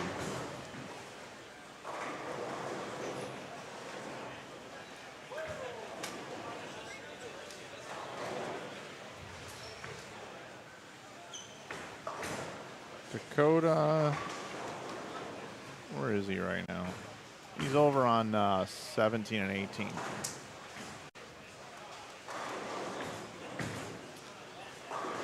Thank you. Mike, who is the one true amateur bowler that you could watch over and over again? I have a few in mind from where I live here in St. Louis, but you travel and see more than I would. Oh boy. Amateur bowlers. Give me a second on that.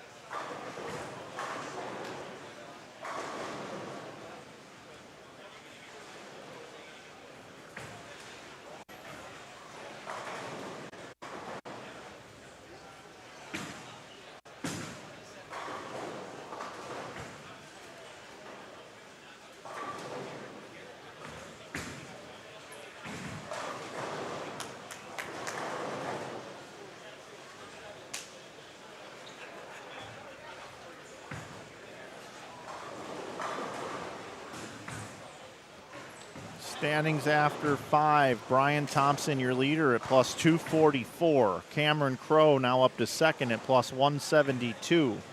Kyle Kroll is in third at plus 160. Adam Morse in fourth at plus 151. Jake Bedard at plus 130 is fifth. Bob Hochran is sixth at plus 117. Seventh is Chad Moss at plus 115. Nate Stubler eighth at plus 113. Peyton Nabick is ninth at plus 112, and Lucas Perdue is 10th at plus 107.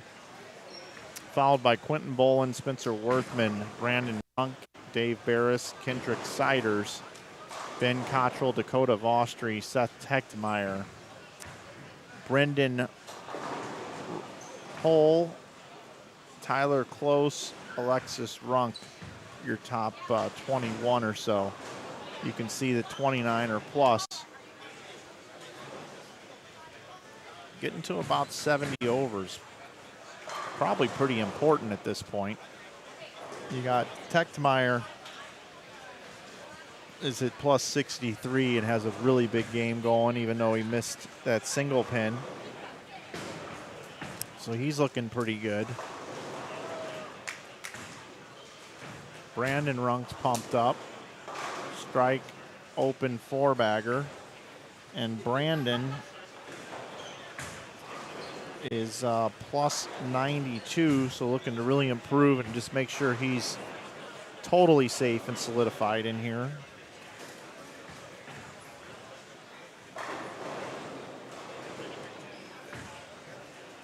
Jake Bedard is plus 130. He's up now on lane 14.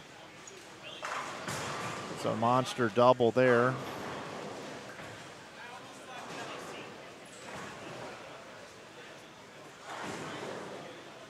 Alexis Runk at plus 54. If she could bowl 220 or better, I think she'll be in a safe spot. Spare triple to start.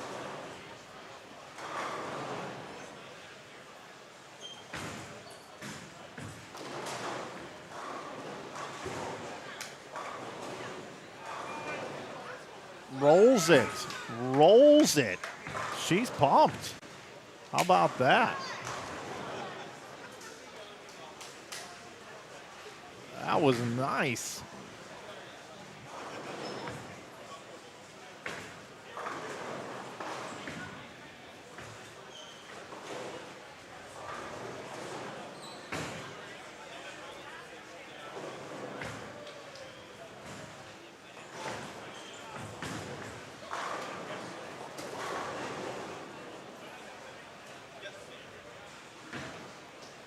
Let's go ahead and take another look at that after Stubler throws this shot here.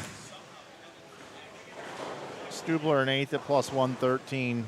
Looking to bowl a monster last game as well. This pair looks really good right now. Oh, tickle the 5 out. So here we go. Take a look at this one. Watch this purple hammer go to work here. Comes in light, slow roller. I didn't think it was going to get there. And down before the pin setter. And there's the celebration. Pretty cool. Trying to make this cut, make it into the top 48. 3 squads for you today. A, B, and C. I'm going to check on something real quick. I'll be right back.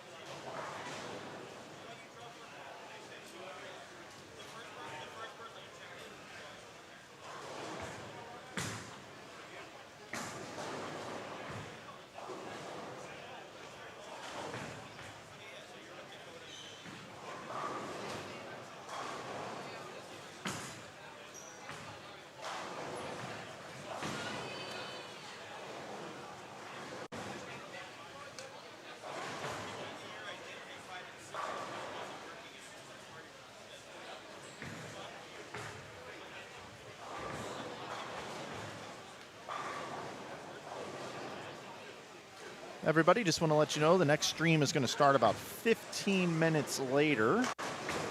So I am going to go into the studio and make an adjustment on the time.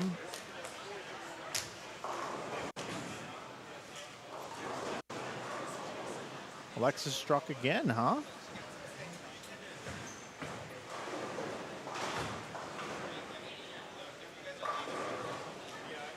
I'm actually going to bump both streams back. Make a little edit here. Move this to 115. Save. And then I'm going to move C squad to 630. I'm sorry, not 6:30. Jeez. Woo! How about 5:30? 5:30. Make a couple adjustments here. All right, those have been changed. So you guys don't hop in there and go, what's going on here? And of course, don't forget your standings are going to be updated in real time here on the link at the top of the standings there, or the top of the chat. So just click on, just save that, bookmark that for the weekend in your browser, and then you'll have what you need. I'll post it the next squad, but if you want to know the standings before we get back on the air, coming up at 1:15 today, you can see that as they get updated in real time. But what a nice finish here to finish out this 6 games of qualifying. You got Seth here can bowl 267.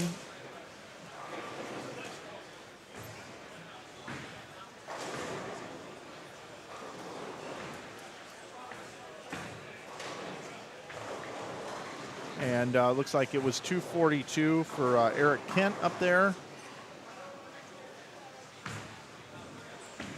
Brandon Runk can still bowl 247. Alexis can bowl 279.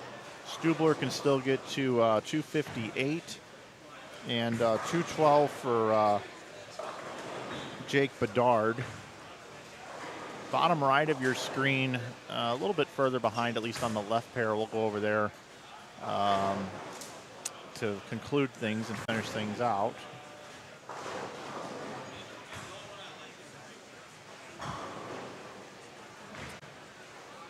Stubler. Actually, no, they're not really all that far behind.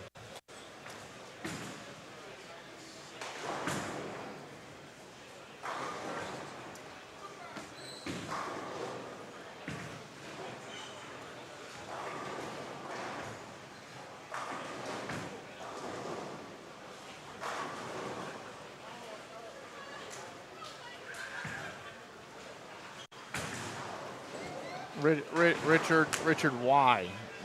I mean, like, what's the purpose in asking that question? Seriously. Like, we're all about joking around here, but, like,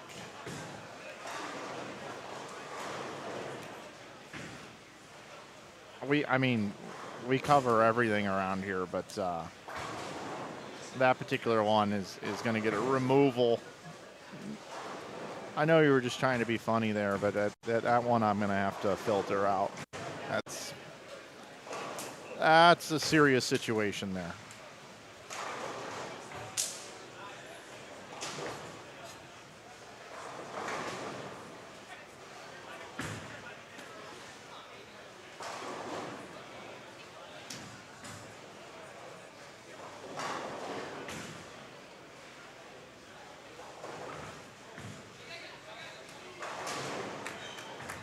Let's be funny in every other way but that.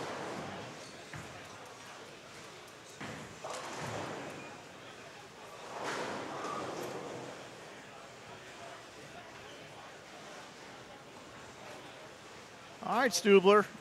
He's going to have himself a nice little qualifying score. He'll be safe, be able to enjoy the rest of the day, and we'll see him tomorrow morning in the top 48 at 9 a.m. right here on Inside Bowling. And Alexis Runk also. Looks like, you know, she was in 21st coming into this game. We take 48, so that's 16 a squad, which right now 16th is plus 75 on this squad through 5 games. Pretty loaded squad here, though, so I anticipate a few more might make it off of this one. But Alexis has bowled herself a really nice game. Let's see if she can get another one right here. And a light mixer. She gets it. So she's still got 279 left. Good for Alexis. What a cool game this has been to watch right here. We got quite a few people here tuning in to watch everything that's going on right now as well. A lot of folks here on the concourse. Again, just to let you know, we're gonna start about 1:15 today, not 1 o'clock.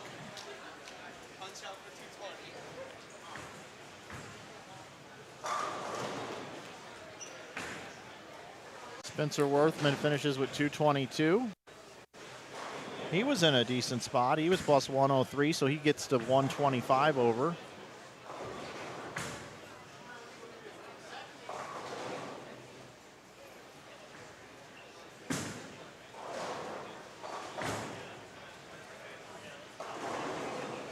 And this is actually going to finish things up right here. This is our last frame, everybody. Brandon with the strike. Again, I want to thank you for tuning into today's A-Squad qualifying opening round of coverage here of the 2024 11thframe.com Open here on Inside Bowling on YouTube. Again, this event would not be possible without the great folks at the GIBA, Greater Iowa Bowling Association. For more information about all their events and how you can get signed up for events like this one, head over to giba-bowling.com. Also want to thank our sponsors, Ebonite. If you're looking for a new bowling ball purchase or anything at all, check out Ebonite and the Brunswick family of brands. Of course, Dubuque Regional Sports Commission, the Diamond Joe Casino, Cherry Lanes, IAMBowling, Steen Team, Brandon Steen at Stride Bank, Structure Real Estate, 11thframe.com. That's Jeff Riggles, who joined me throughout most of this block here, games 2 through 5, and of course, Quick Trip and Quick Star. I want to thank you guys for tuning in and watching, always supporting what we do here on Inside Bowling. And don't forget, I got 2 more spots for you. Another 12 games here today, B Squad and C Squad, coming up at 1:15 and 5:30. 1:15 and 5:30 today. Squads run a little bit longer here. We're going to be cutting down to the top 48, 156 players in total, 52 a squad right here at the Diamond Joe at Cherry Lanes. I want to give a shout out to our proprietor, Bob Hochran, who also bowled this event. Looks like he's going to make the cut, old Bobby is. And this is the 12th event that we've had here in the 11thframe.com Opens. All the champions are listed on the link I've pinned at the top of the chat in the Google Drive. And we're glad you've been here with us here this morning. Don't forget, tomorrow the semis start at 9 a.m., the top 48. That's round 2. And our stepladder top 5 will be here at 3 p.m. on Sunday. You're going to want to make sure you tune into that one. It starts around 3 o'clock. We'll narrow it down to our top 5 for our stepladder. Action complete on the bottom right of our screen. So we will just hang out here. Looks like we're waiting on a ball return or something here before the squad finishes out.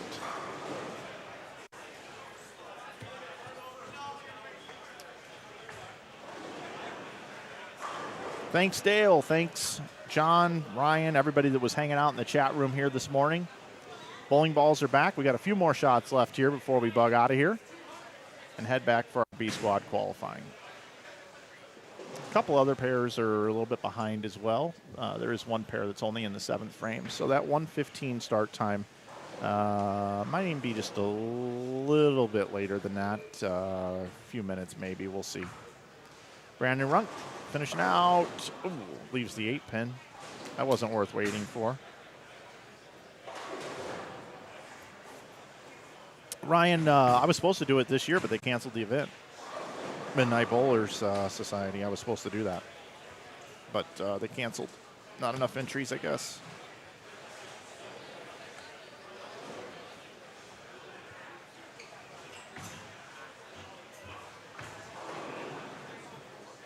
Not the way Bedard wanted to finish out here with 189. He started out on fire, bowled 279 the first game, and he's going to finish well within the cut number. But like 109 over is going to be his finishing number. Still good, but not the way he wanted to finish at all. 236 for Brandon Runk is going to move him up to plus 128. 128 for Runk. Stubler again was in 8th at plus 113, so he's got a chance to add another 36 to that. But Alexis here has been the real mover this game, as she found herself outside of the top 16 on this block here. Of course, we're taking the top 48, all squads combined, but she was plus 54, and now she's bowling herself a game where she's already into the 260s. So we will see her tomorrow morning as well. It's just a matter of just where she'll be seated. See if she can get the second one here in the 10th. What a great back into this game. 9 spare, and then gets it figured out. Got the couple of nice breaks, couple of light mixers as well. But she's right around the pocket doing her thing. Great fundamentals. Tremendous player, and it's good to see her being rewarded here in game number 6 as she's playing outside. It's going to read and little high, big 4. Found a little too much of the pattern there, and she knows it. But overall, it's going to be a nice lunch here this afternoon with this game here. As a matter of fact, let's do some math. Looks like Brandon is going to finish, as I said, at 128. Let's see if Alexa snaps him off here. 128 for Brandon. Maybe they have a little lunch bet on this block here today. She finishes with 263, 63, and 54 is 117. 117. So she needed that second one in the 10th to snap off Brandon. And here's Nate Stubler going to finish thing out for us. His last shot, 225 if he gets them all. Stubler going to be a factor. He's won this one before. And Stubler finishes at plus 137. Guys, I'm going to get out of here. I'm going to take a quick break. I'll see you guys a little after 1:15 here today on Inside Bowling. You've been watching opening round coverage of the 2024 11thframe.com Open. Jeff Riggle's event right here in Dubuque, Iowa, here at the Diamond Joe Casino at Cherry Lanes. Looking forward to seeing you later on this afternoon. Really appreciate everybody tuning in.